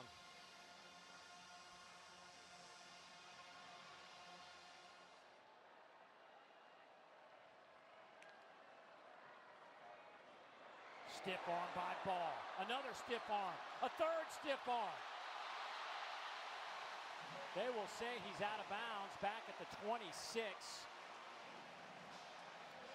Boy, there were Ward and Schuler both had shots at him. Yeah, Jaden Ball does a phenomenal job of being able to utilize that offhand. Lee had a chance early on. He doesn't make the tackle. Schuler, their best defensive player, he doesn't make the tackle. And Jaden Ball shows you why he's one of the special backs.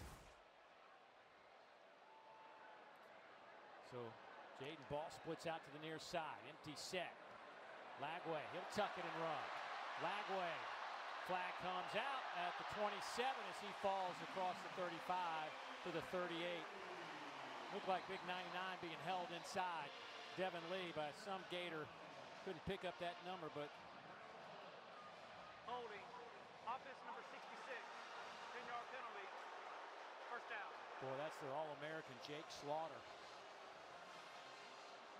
Yeah, you're not going to see that too often. Jake Slaughter, one of the best offensive linemen, not just in the conference, but in the country. The league kind of gets the best of them on the edge, and you can see right here, number 99, Lee and Slaughter getting tangled up in there as DJ Lagway escapes the pocket. He's hanging on to that jersey. You got to let go of cloth as your hands get extended outside of your body. Ultimately, it cost him some free yardage, and now you're in a 1st and 20 situation. 7 penalties for 65 yards now for Florida. Nice throw. Trey Wilson to midfield and out of bounds. Jarvis Lee back there in coverage. And you're going to see Trey Wilson right here in the slot. Uses his one-on-one ability to make Jarvis Lee miss right at the point of attack. And you talk about rhythm, stepping in stride. Offensive line gives you opportunity to step into the throw. It's thrown perfectly and beautifully. First down for the Gators. Gain of 34, 1st and 10 from midfield, and the Gators popping off sides. 8 penalties. Remember, this is a team that didn't have a penalty last week. 71 offense. 5-yard penalty. First down.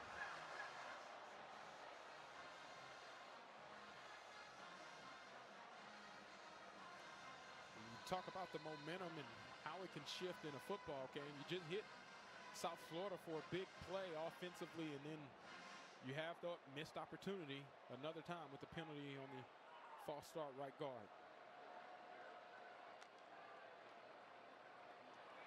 Lagway throws. Oh, what a collision. T.J.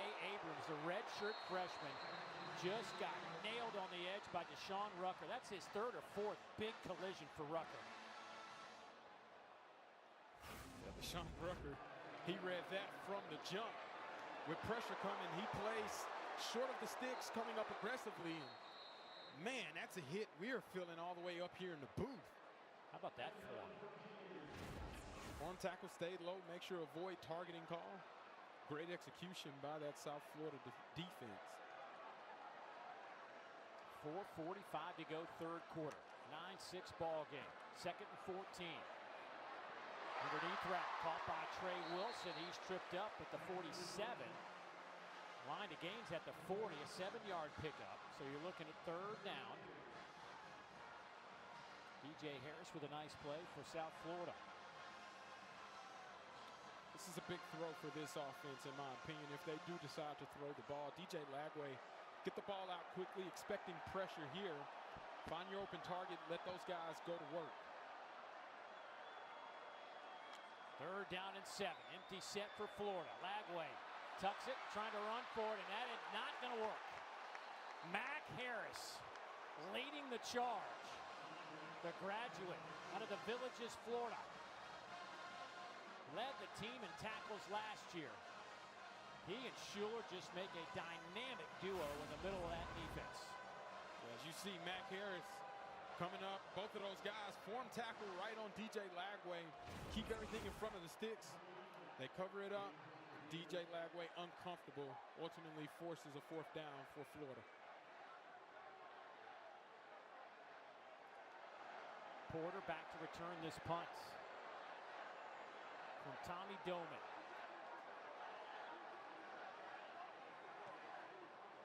High end over end kick. Fair catch called for at the 15-yard line, and that is where South Florida will take over. Is this more about Florida or more about South? From Steve Spurrier, Florida Field, Alex Golish. His first trip here as the South Florida head coach. They are right in this thing with 3:13 to go in the third quarter, and they have the football. 2 drives this half, 29 yards and 2 punts, though, for the Bulls offensively. Boy, nice catch there by Rubin. Avoids a tackle out to the 30-yard line, and that'll be a first down after a gain of 16. So, as South Florida goes fast, I'm just curious, is this more about South Florida than Florida, or the other way around as we watch this sweep to the left side by Cartavius Norton? I think this has to do with what South Florida has shown. Get it into the fourth quarter is the ultimate goal. Helmet comes off. And as that helmet comes off, getting to the fourth quarter, that's what Coach Golish wanted to see. Can my players hold up and showcase what they're truly all about? And I think they've shown exactly well that they can stand up against anybody. Well, a Florida player just went down. Was the ball already set?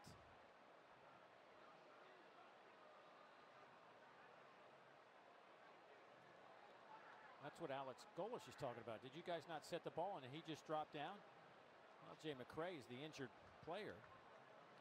See, I believe with the stoppage because of the helmet coming off, though, there may be the difference in it being set for play versus it not.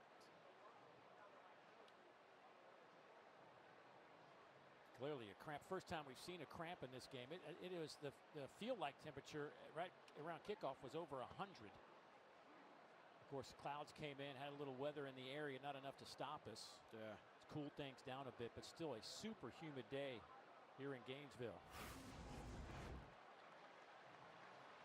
So let's see here. Keep an eye on 11. The ball. And he is already grabbing that left leg. He didn't go down. His knee brace. It's his knee brace that fell. His knee brace fell off of his knee. So he went down so the trainers can come up to actually fix his knee brace.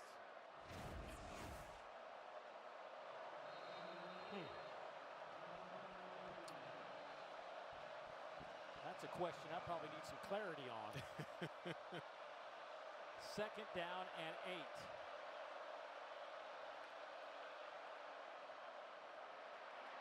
Handoff left side.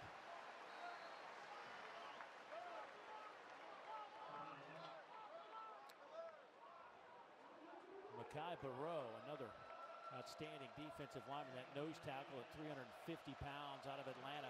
Creekside High School making a play. As the Bulls go quick, Brown coming near side. Pass is caught. Keyshawn Singleton. He will go untouched to the end zone. Touchdown, South Florida. 66 yards, and they have the lead at the Swamp.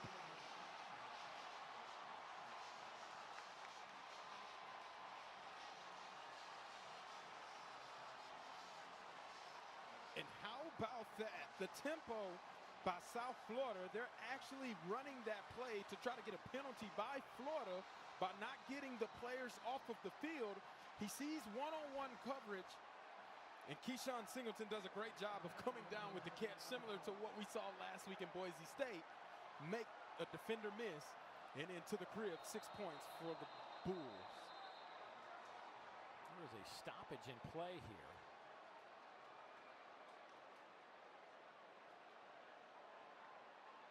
Boy, a South Florida player. It looks like one of their offensive linemen. Is that Cole Skinner? I believe it is. Timeout. South Florida, the first of the half. 30-second timeout. Well, they attend to him. This timeout is being taken for an injury. We'll go back to that touchdown play. Keyshawn Singleton, the man they like to call Baby Calvin Johnson. Yeah, and Florida is all out of sorts. They're trying to rush 2 guys off of the field. All of them are looking to the sideline for the next play. Ball is snapped, and you can see Singleton and Byron Brown are on the same page. Makes the catch. Defense don't know what's going on, and that's how you create chaos with the tempo, and then that's how you make a play when a play needs to be made. It's Keyshawn Singleton, one of the big playmakers last week. He shows up yet again in this game to give the Bulls the lead in the first touchdown. 5 for 93 last week. This week, Singleton, couple of catches, 75 yards, but that one went for 66.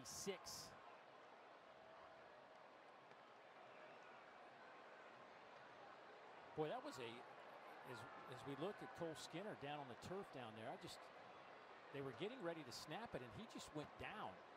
Yeah. I mean, it was a strange. I don't know what happened there. It's obviously scary, and you got multiple people tending to him, and you hope it's nothing of major consequence as they appear to be stretching his leg. And multiple water bottles and the pickle juice bottle there. So you're hoping it's just cramps. But it was a strange sequence of events, the way that they got set for the extra point, then he goes down.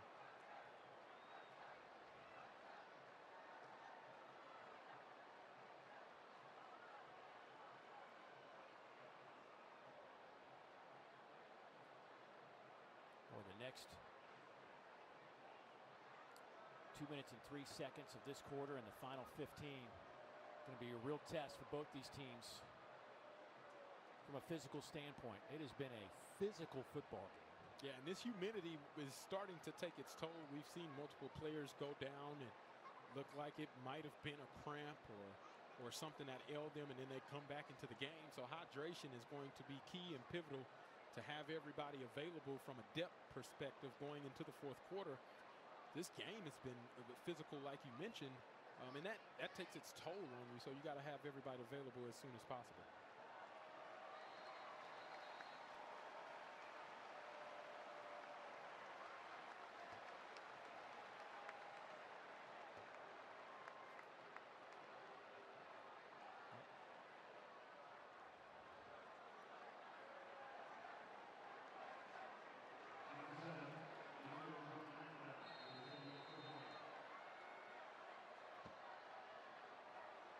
So now we are ready to go. Nico Gramatica. Point after is up and good, and it's a 13-9 tally here in Gainesville. A huge play from Singleton. 6'3", 215-pounder. For more on his story, let's go down to Morgan.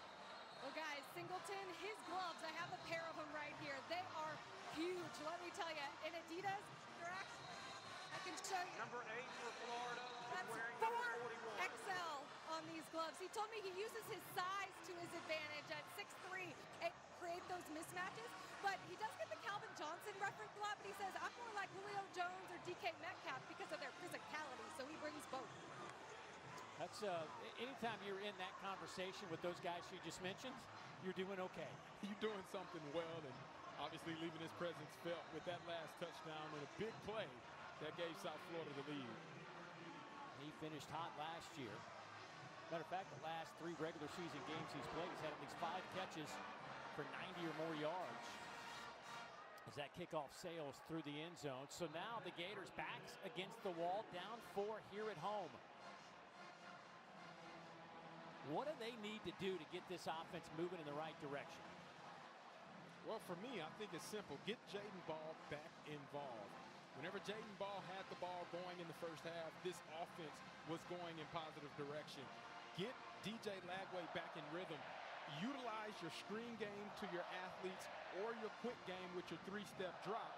And I think that gives them an opportunity to control the game back at the line of scrimmage.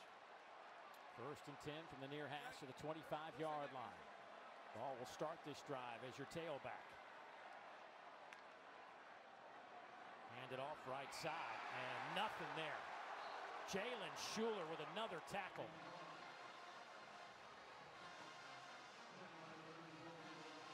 Schuler with 6 tackles today, one behind his linebacking teammate Mac Harris.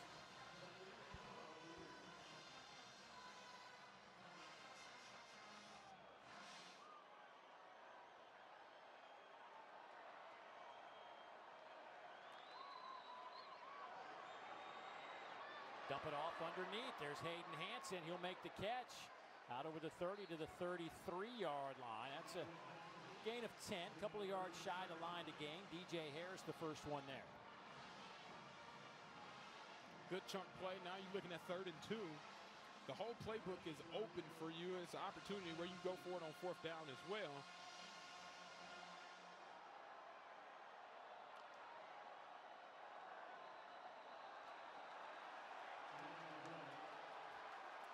False start against the Gators. False start. Offense number 58. 5-yard penalty. 3rd down. And that's our outstanding left tackle, Austin Barber, the preseason All-SEC tackle. And that is now penalty number 9 against the Gators. Yeah, after going from 0 penalties a week ago to 9 penalties that have taken points off the board as well, put your defense in bad situations. A 3rd and 2, it's a lot easier to pick up. Now turns into 3rd and 7. With some wide splits on that front for South Florida. Lagway to throw. Passes call it to 30, but he was met right away. Trey Wilson held on to that football, but South Florida just all over it. Jarvis Lee back there step for step with Wilson. Yeah, the funny thing is I think Coach Orlando, the defense coordinator for South Florida, heard exactly what I said. Get Jaden Ball involved. They make the tackle TFL. Quick game. And then they stop it as soon as Eugene Wilson catches the ball. And for the first time, we're hearing some boos inside Ben Hill Griffin Stadium. And a high snap over the head of Doman into the end zone. He falls on it. It's out of bounds. That will be a safety. A total meltdown by Florida special teams unit.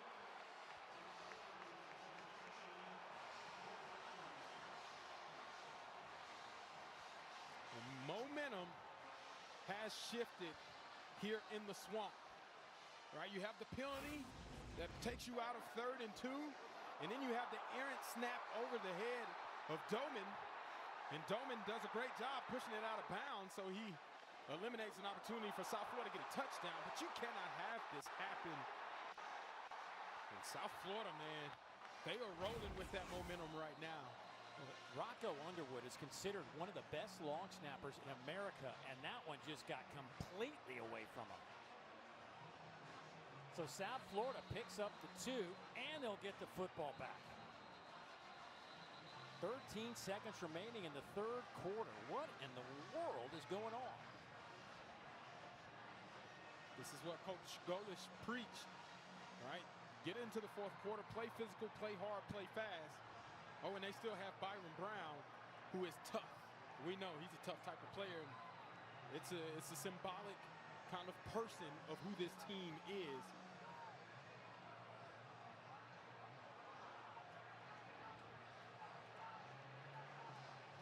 So Florida didn't know if they wanted to punt this or kick this, but it looks like they're going to bring out Trey Smack to kick it away as opposed to punt it.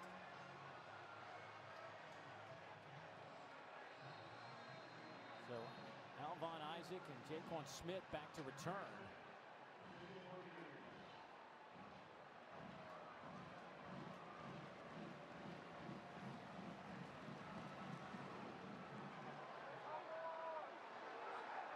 Alvon Isaac from the 10-yard line. Isaac out to the 30 and bouncing off a couple of the players. Drops at the 32-yard line. So a 6-point game. Getting crazy here in Gainesville. Let's get you to Dari, see what else is going on. Dave, looks like Missouri is about to close out Kansas in that border showdown. They've been running the ball well. Ahmad Hardy already has 100 yards, and then on this one, Jamal Roberts breaks a big one, takes it 63. He's got 143 on the ground. They're up 11, just over a minute to go. Can y'all do something about this? Doring's losing it in here. I can only imagine. You should see the text I'm getting. From the 32-yard line, Byron Brown gets the snap, hands it off to Isaac. That's 2 or 3 yards. Jaden Robinson in there to make the play. Robinson The end of the 3rd quarter. will make the final tackle of the 3rd quarter. Huber caught up with the head coach of the Gators. Final 15, what do you need to see here? Well, it's a one-score game, right? And It's nothing easy these days, okay? We made a few uncharacteristic mistakes. This group's got some fight in them. We got to go play one more quarter of football here and make some plays. We got to give our guys some opportunities and let this group go play. Thank you, Coach. All right, thank you. Certainly been a frustrating game for Florida to this point. Now their backs are truly against the wall. Pass is incomplete. It skips on the turf, trying to hit Neptune with it. It'll be 3rd down and 8. Now here come the Gator faithful trying to get this stop.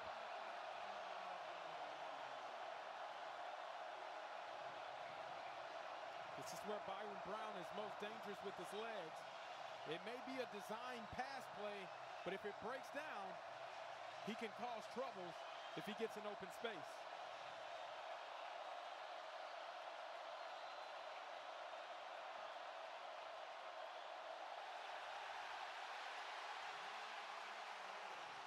Zane Herring pops up out of the stance. Offense number 51. 5-yard penalty. 3rd down.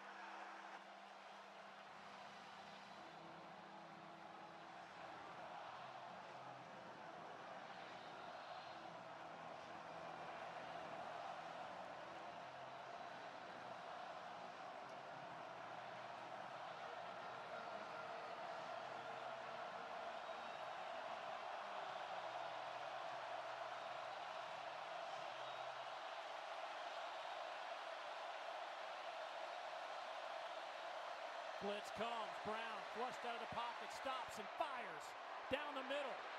Jump ball, and it's almost picked off. Devin Moore had his hands on it, trying to hit Neptune into double coverage, and the Gators force a punting situation. What a great play by the defense. The crowd is all into it. Devin Moore is back over top, almost comes down with an interception. That's how you play the football, young man. As the Bulls, they get a little aggressive with it. They almost pay for it with the turnover by Devin Moore.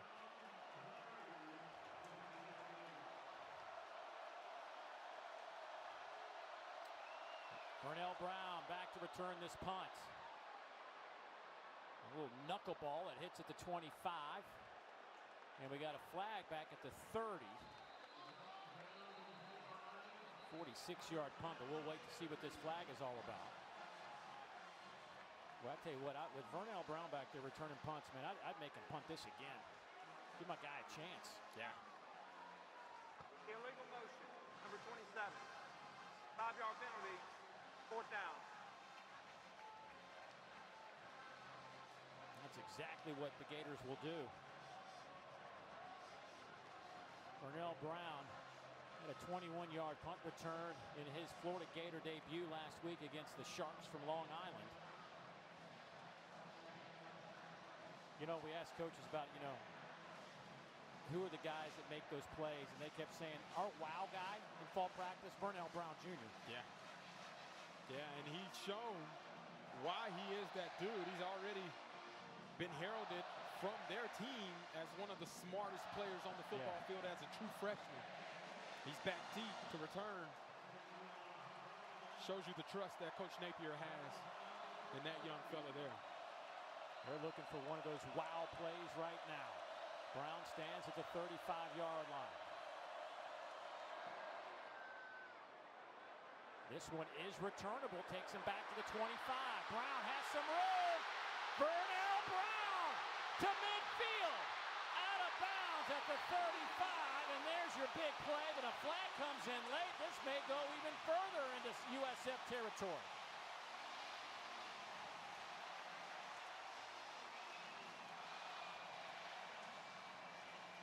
That's why you make him re-kick it. Absolutely. Nothing ever good comes after kicking a ball 2 times. Got to cover the kick twice. USF gets burned by the initial penalty. After the play, personal foul, number 34, kicking team. 15-yard penalty from the end of the return, 1st down. 51-yard punt, a 40-yard return. You see the replay. Vernell Brown, the 3rd. He finds open space. If you give a man of that caliber in that explosive, some open space like that, he's going to make you pay. And then the late hit right there, unwarranted. He's been in the white for 3-4 steps. Put your hands on him by Rico Watson III. Just gave up 15 free additional yardage. Now you're looking at Florida's offense taking over with the ball on the 20 with a chance to tie the ball game up. Well, we've heard Billy Napier say it going into the halftime. They have got to be better in the red zone, and here they stand right at the 20-yard line. Jaden Ball, your running back. In that pistol formation, they'll give it to him right side. Ball to the 15 and falls forward down to the 11. Give him 8.5 yards on the carry. Buxi Silvera there to make the tackle. Actually, they'll spot that ball back at the 13, so maybe second down at about 2.5.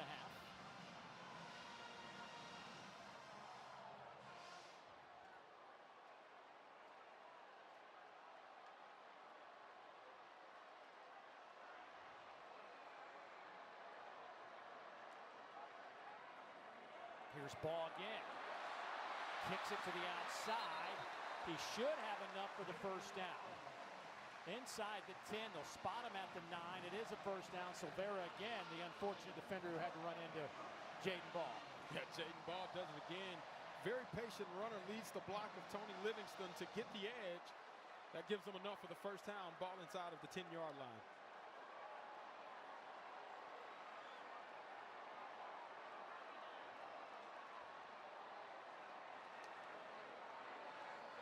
Again, a handoff to Ball. Boy, he jumps forward at the 5, met there by Silvera again. Those two getting to say hello. Gain of 5. Getting well acquainted with each other on this drive.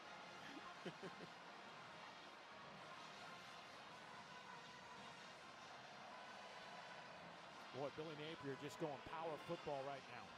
Yeah, it's a statement. Obviously trying to wear down the South Florida defense.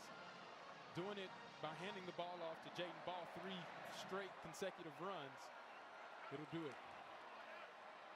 They'll play action to Ball, throw in the end zone, and incomplete. Hansen was there, but that ball just hung up in the air too long. Trey Wilson was coming through there. Don't know who that was truly intended for. I believe it was actually for Trey Wilson, and good thing Hansen actually knocks it down, because if you look at it, Deshaun Rucker was in position to either knock it down or have a possibility to catch an interception. Hansen may have saved the turnover in the red zone on that play.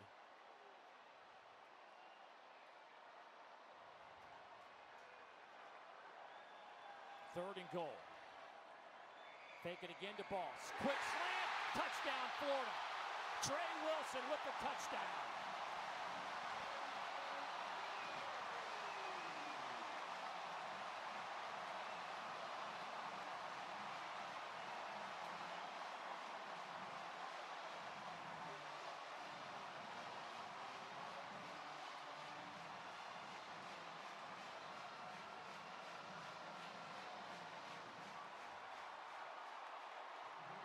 Vernell Brown III set that one up with a 40-yard punt return.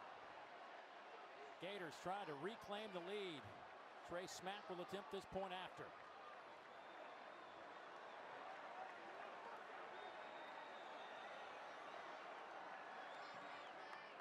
It is up and good. iPad in that last touchdown gives Florida the 1-point advantage over the South Florida Bulls. Boys from Tampa have been fighting tooth and nail with the Gators today. 16-15 our tally. Florida ranked 13th in the country.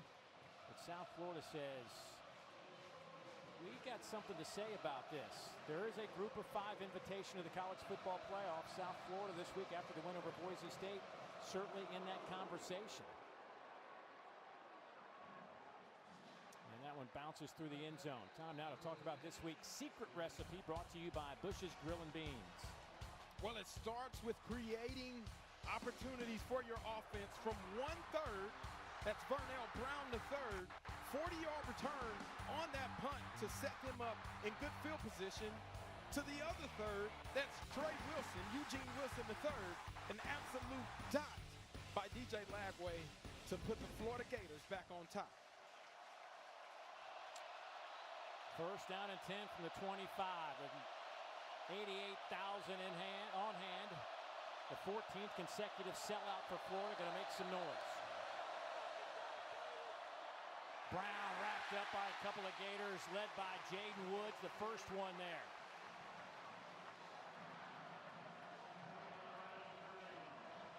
Boy, this true freshman is showing you something this afternoon.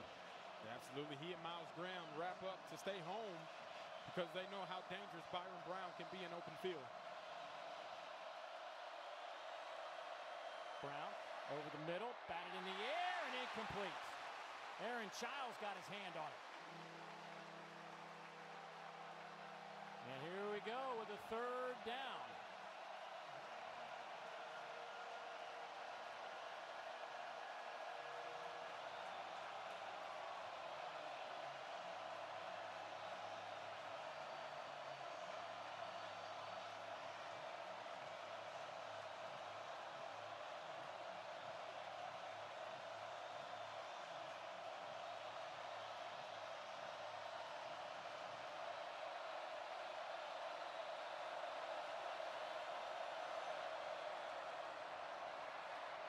Underneath throw.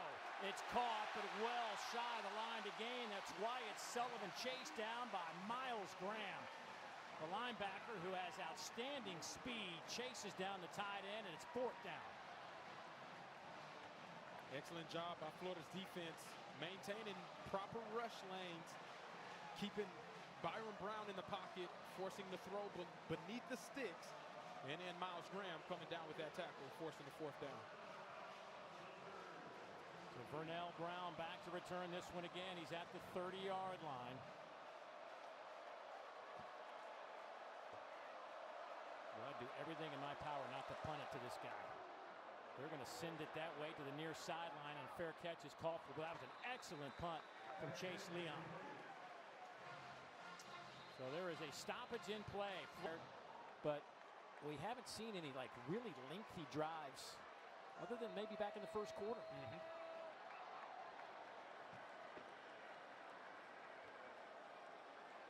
Boy, they'd love a 6-7 minute drive right here. Jaden Ball stays on his feet, keeps his hand on the ground, and drives his way out to the 25. A hard-earned 5 yards for Jaden Ball. Ball now up to 90 yards on the ground. Such a patient runner, Dave. Sees one hole, 2 unblocked defenders in there, cuts back to where his initial read takes him, and then the strength and physicality as one of the strongest players on the team to pick up 5 yards out of that. Impressive.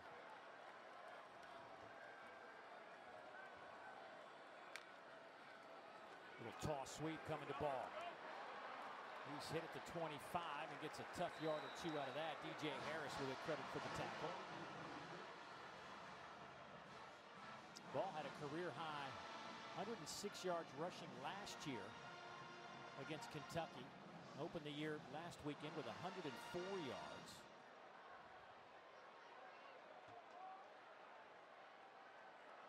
(17 carries, 91 yards on the afternoon.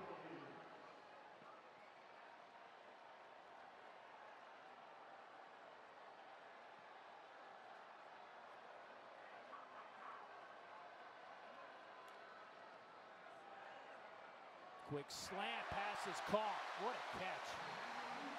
That was Aiden Mizell, and he was just draped by a white jersey the entire route. Picks up 8. Yeah, great throw, great catch. I don't know if Aiden Mizell had any other opportunity but to catch the ball as it stuck right to his chest. Uses his body to box out the defender and picks up a critical third down conversion here to keep the drive alive. Jacoby Jackson now in the game at running back. They'll give it to Jackson. Flag comes down at the line of scrimmage.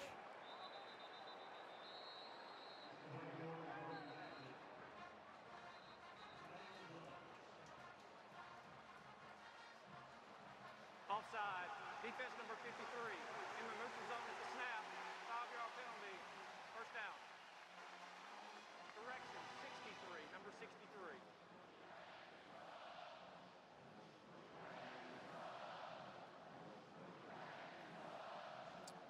The Florida Gators have run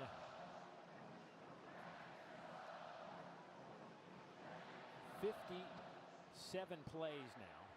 I think that one of the stats that jumps at you is South Florida's only run 52 plays today. Remember, they like to get that thing up in the mid-70s, lower 80s. I think attrition plays a critical part in the number of plays that they've been able to run, as well as being smart when they utilize tempo.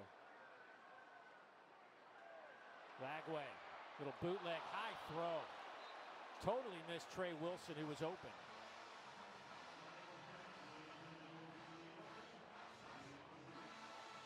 Again, that's knocking some of that rust off that we saw a week ago, and having been only 3 weeks of being able to play football after sitting out in the spring, as well as dealing with the injury in training camp, that's to be expected.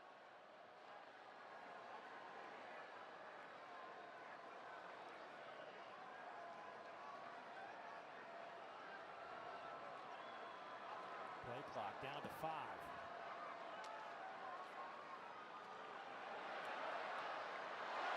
Jacoby Jackson breaks a tackle and picks up the first down over the 45.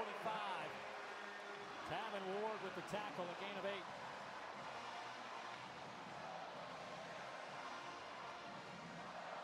That's special when you get Jaden Ball out of the game. You feel as though you gain an advantage from South Florida's perspective. But in comes this young man, Jacoby Jackson. He keeps his feet driving. Remember, Jaden Ball learned so much of how to be a physical runner by number 24, Jacoby Jackson.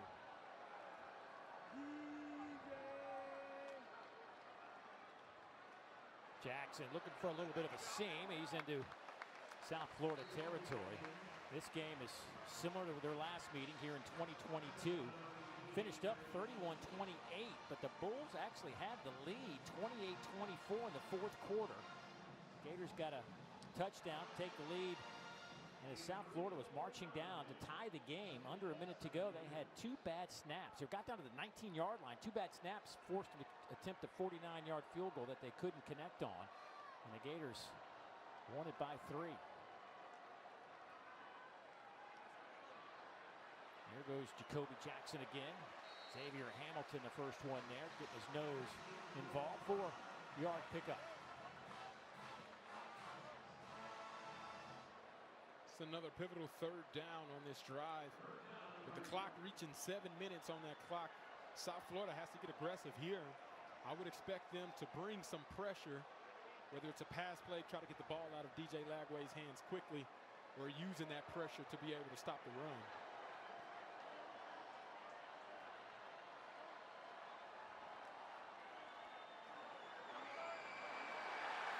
Boy, they force a 1-yard loss by Jackson. Jacob Merrifield getting some work, coming up with a big play. So now you're looking at a 4th down and about 4 now. And Billy Napier is going to send out his punting unit.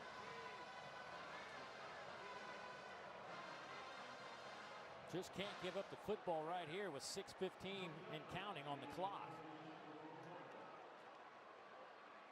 Joshua Porter back to return the punt. He stands at the 5. Tommy Doman back to punt this for the Gators. Remember, they had a bad snap earlier. This one a good clean one. High end over end kick. It'll hit at the 7 and bounce into the end zone. 5:52 to go, and the Bulls have the football. Do they have enough in the tank? Allowing just 10.4 points per game, haven't given up over 17 points in the last 5. And they're going to try to keep the Bulls right where they are as they'll start at the 20-yard line with 5:52 to play. Byron Brown. Pass caught over the 25 out to the 26, so good start to the drive, sets up a 2nd down and 4.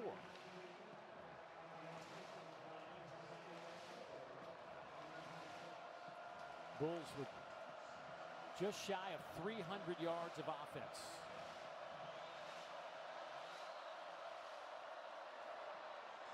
Another awkward throw, but it works. Christian Neptune has a first down out over the 40. Picks up 15 yards. And that RPO is always difficult to attack. But check out the block by Singleton up top. Already caught a touchdown pass. Makes the defender go around. First down. Brown throws, comes near side with it, caught at midfield. There's Chaz Nimrod, the former Tennessee Vol, who's worked in this offense before when Coach Golis was at University of Tennessee. Picks up a dozen.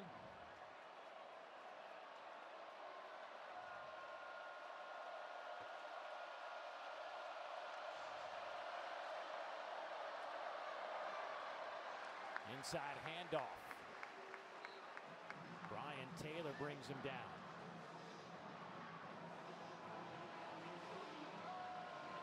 Four and a half minutes to go.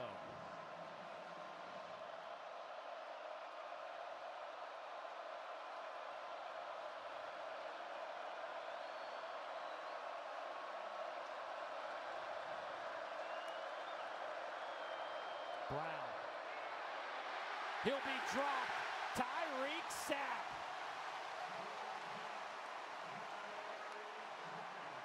Had 7 sacks last year. Picks up one here against the South Florida Bulls. Take a look at Tyreek Sapp here.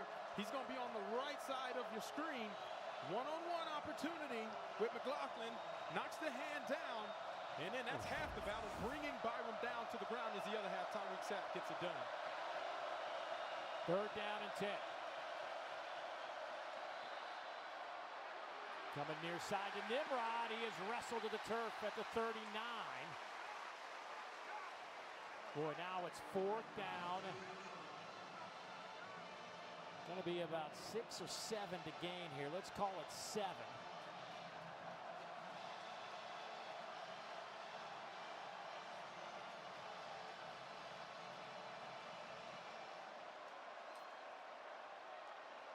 He's bringing out field goal. And Nico Gramatica, who they said they are okay with him trying a 63-yard field goal. This is going to be from 58 yards.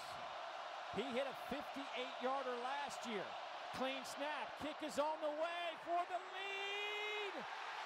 No good. Just short.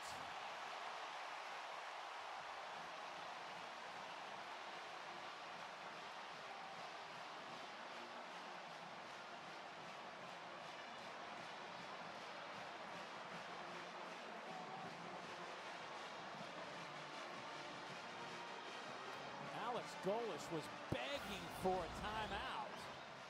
You can see him right before the ball is kicked. He's calling for timeout.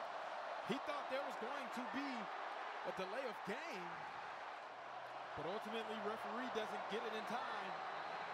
And Gramatica was aligned properly, just does not have the leg to get it over the crossbar on that kick.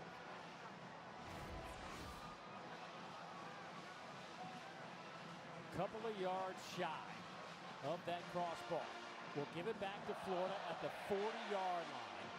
South Florida has a couple of timeouts left. 2:52 on the clock, and of course you got the 2-minute timeout that will stop it as well. 30-second timeout. So Florida wants and gets a timeout.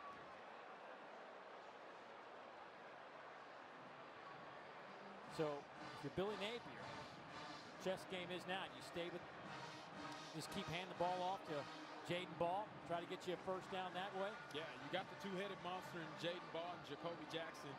Both of those guys have shown you they can move the rock. Remember, fourth quarter is where attrition starts to set in.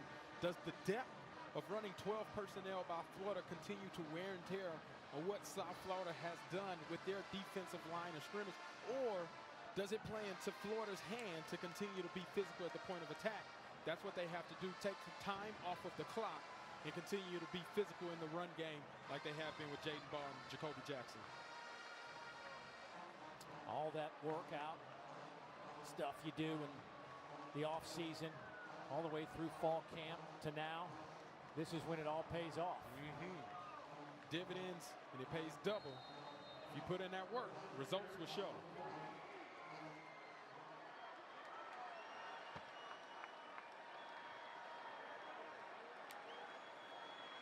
They will throw it, and it's incomplete. J. Michael Sturdivant was the intended receiver. Well, that just took a few seconds off the clock. 2nd and 10. Yeah, you see the crowd is not pleased with that play call there. I believe that's a called run that the quarterback can check out if he sees one-on-one coverage outside.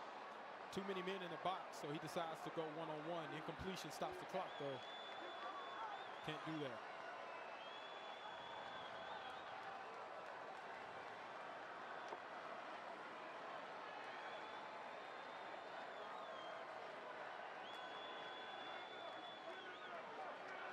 They give it to Ball. Gets a couple of yards. Jalen Schuler met him there on the outside. It looks like there's an injured South Florida player grabbing his knee down.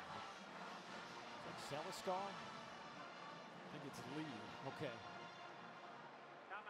Yeah, Devin Lee, their big nose tackle, to transfer in from Vanderbilt. Please reset the game clock.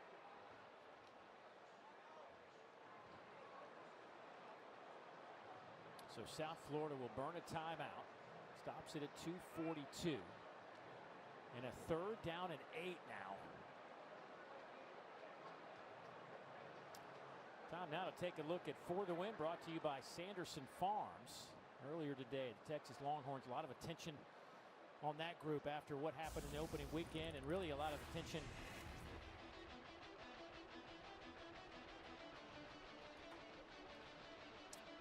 and of course Arch had a nice game this afternoon, but tonight you have a chance to see these guys.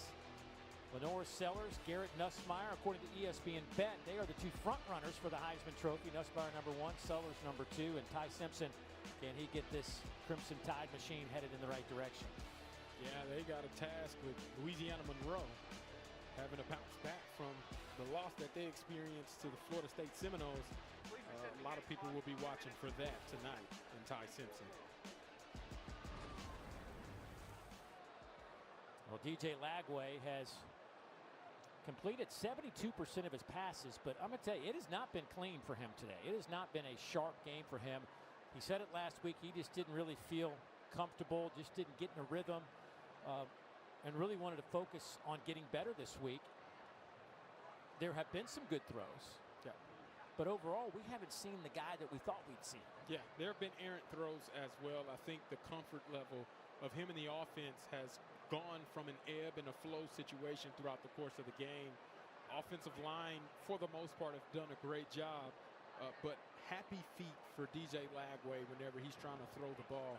Sometimes the mechanics fall by the wayside, which have led to those errant throws. And ultimately, that's what's kept this Florida offense from hitting on all cylinders. Byron Brown on the other side, we just saw him there getting a quick breather, 21 of 33 for 222. Both these quarterbacks have thrown for exactly the same total today. Brown has rushed for 54 yards.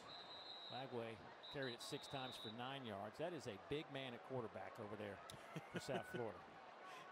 He is well put together. Both of those individuals, man. This is what you want, right? Competitors, game on the line, 4th quarter. Who's going to step up, make the big plays, the big throws? There's probably no bigger play in this game than right now, 3rd and 8 with 2 minutes and 44 seconds left by DJ Lagway in this Florida offense. So a very significant 3rd down and 8 coming up. Jaden Ball at running back. Straight drop.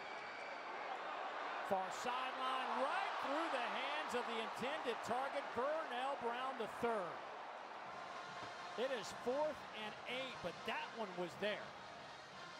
Man, that ball, it looked good, rhythm, everything from a mechanic standpoint looked good, but just a bit overthrown. Vernell Brown had a chance to catch it in his hands. Maybe it was not overthrown, actually. He had a chance. It goes right between the hands. He's already made a big play, so I don't think the moment was too big for him, but got to cash in on that opportunity. Boy, right in VB3's hands. Here's Porter back to return this punt. This one will take a favorable Gator bounce and be down to around the 11-yard line. Boy, the Gators have had several of these. They call them missed opportunities. Yeah, the first one in the first quarter for a touchdown. How about this one? Breadbasket throw. It appears as though Vernell Brown has a step on Lee, and it goes right between the hands. And that's a play he has to make if they want to be where they want to be at the end of the year. South Florida has one timeout remaining. Alex Golish. Now, they do have the 2-minute timeout as well, so really you got 2 automatic stoppages if you need them. Down 1, but you are backed up. You've got 89 yards to go for the touchdown. They'll take the 3 for sure. So we saw Gramatica miss from 58, but not by much.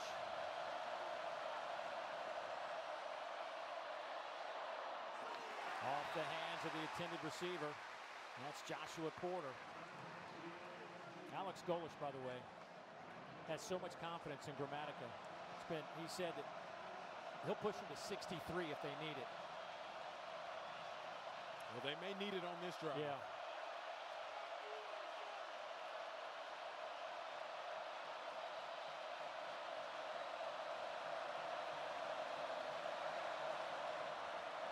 Four-man rush. Brown. Incomplete. Flag comes in at the end of that play. Keyshawn Singleton was being covered by Dizon Johnson, and a flag came in. Pass interference, defense number 27, 15-yard penalty, automatic first down.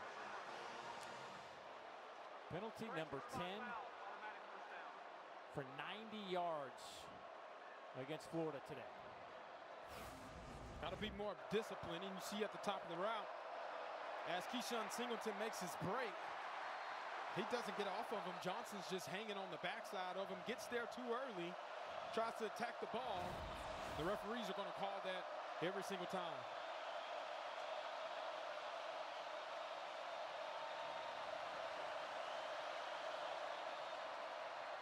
Handoff right side, and nothing doing there. Jaden Woods making the play again for the Gators. They got a late penalty as well. I think this goes against Florida too, Dave.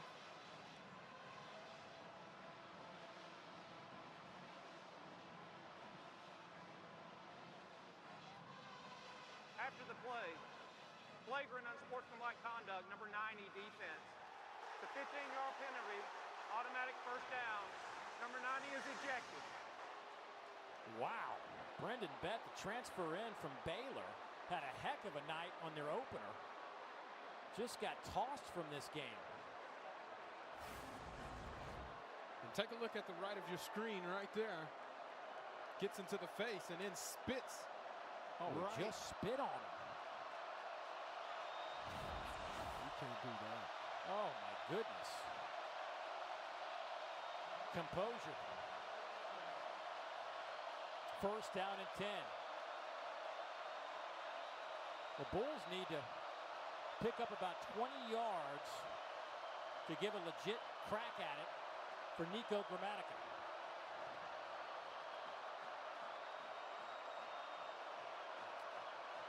Get one play here before the 2-minute timeout.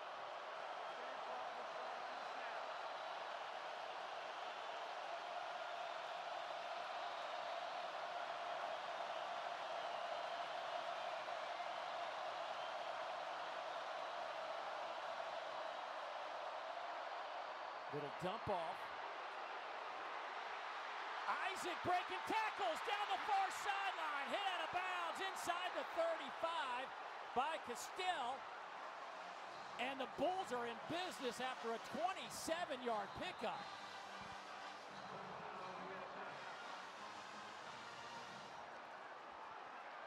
Oh my goodness. You want to talk about making a play when a play needs to be made. Just one timeout left for South Florida. The Gators will have 2. And again, I'll go back to Nico Gramatica, the sophomore out of Tampa. Hit a 58-yarder last year, a 52-yarder, a 51-yarder. He only made 3 field goals last year. Those were the 3 he made.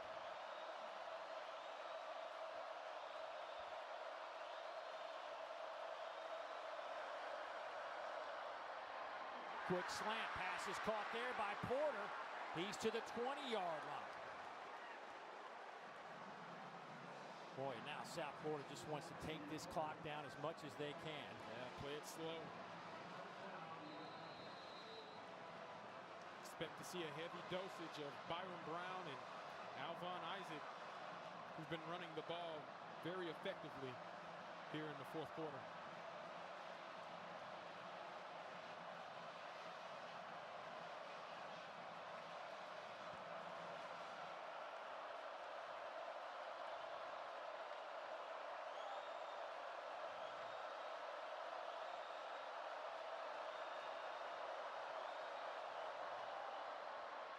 Hand it off to Isaac. He's to the 15. Jaden Robinson, the first one there, and South Florida, boy, they can just smell this one. And at some point in time, Florida's going to have to call a timeout to save time for their offense if they want to get a chance to try to get an extra possession.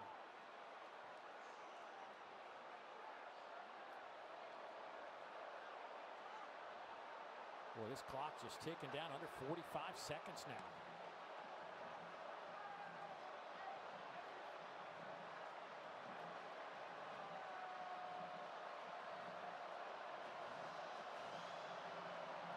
On the play clock. Brown takes it himself. He takes it inside the 10 and just powers his way down to the 8, and that is a first down.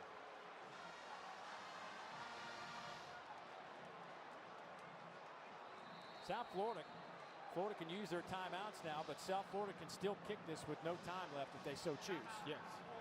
Your second of the half, 30-second timeout.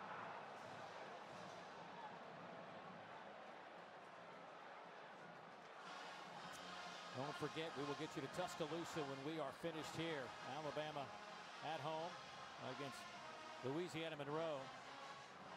Tom Hart, Jordan Rogers, Cole Kubalik will be on the call for that one, but we've got 22 precious seconds remaining in this one. Can South Florida, who's never knocked off the Florida Gators 0-3, can they pull this upset off and just propel themselves to the top 25? And don't forget, next week, they travel down to Miami to play the Hurricanes, and meanwhile, this Florida team's got LSU on the docket. It's a lot of football left to be played this year.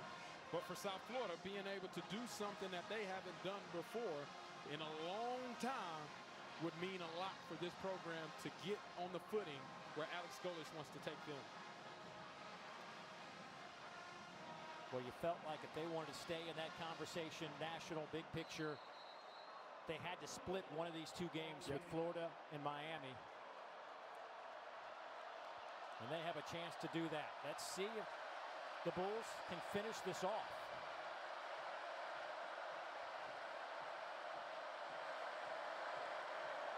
Brown again takes it himself.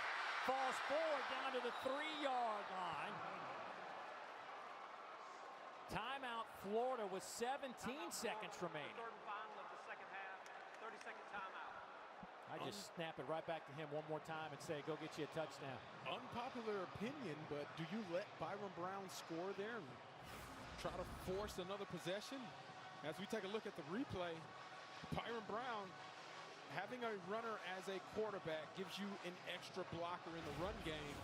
He reads the hole well. Clock to 18 seconds. 1-8.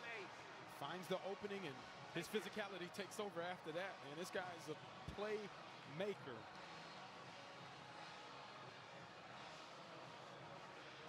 The win against Boise State on Thursday snapped an 18-game losing streak to ranked opponents. But now they're trying to snap a streak against ranked opponents on the road. They have not won a road game against a ranked opponent since beating Notre Dame in 2011. I'm still playing then, Dave.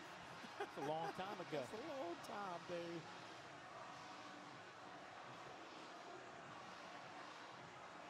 Boy, these folks around here about to explode.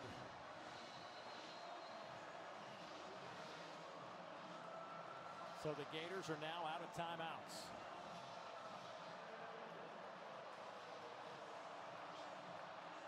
South Florida with one remaining. Brown takes it himself. He will get it down to the 2-yard line. The clock is ticking. Alex Golish going to wait to call the timeout. He's down inside the 5 at the line of scrimmage, basically.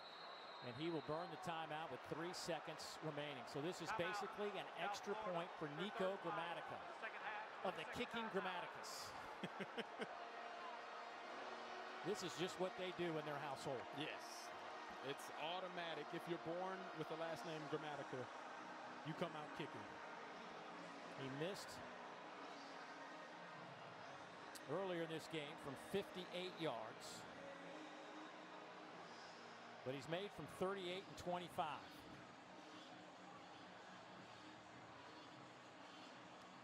This team has never won a conference championship. They played 29 years of football. 25 have been at the FBS level. They've been in multiple conferences, but right now sitting in the American, which is a really good football league. Yes, yes. And this might be their year. I mean, I know there's Tulane, there's Memphis, there's Navy, there's some roadblocks out there, but this team might have what it takes. Yeah, this could propel them into the momentum stratosphere that they're looking for. But they got to connect right now. 3 seconds left. 20-yard field goal attempt from the middle of the field. Gramatica for the win, and there it is. 18-16 the final score, and the Bulls explode off the bench.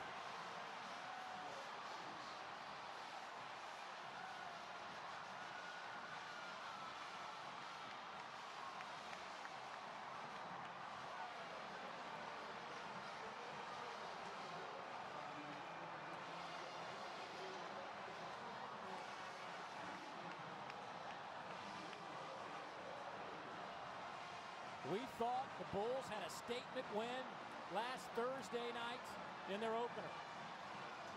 You can put that one to the backside. This is their statement.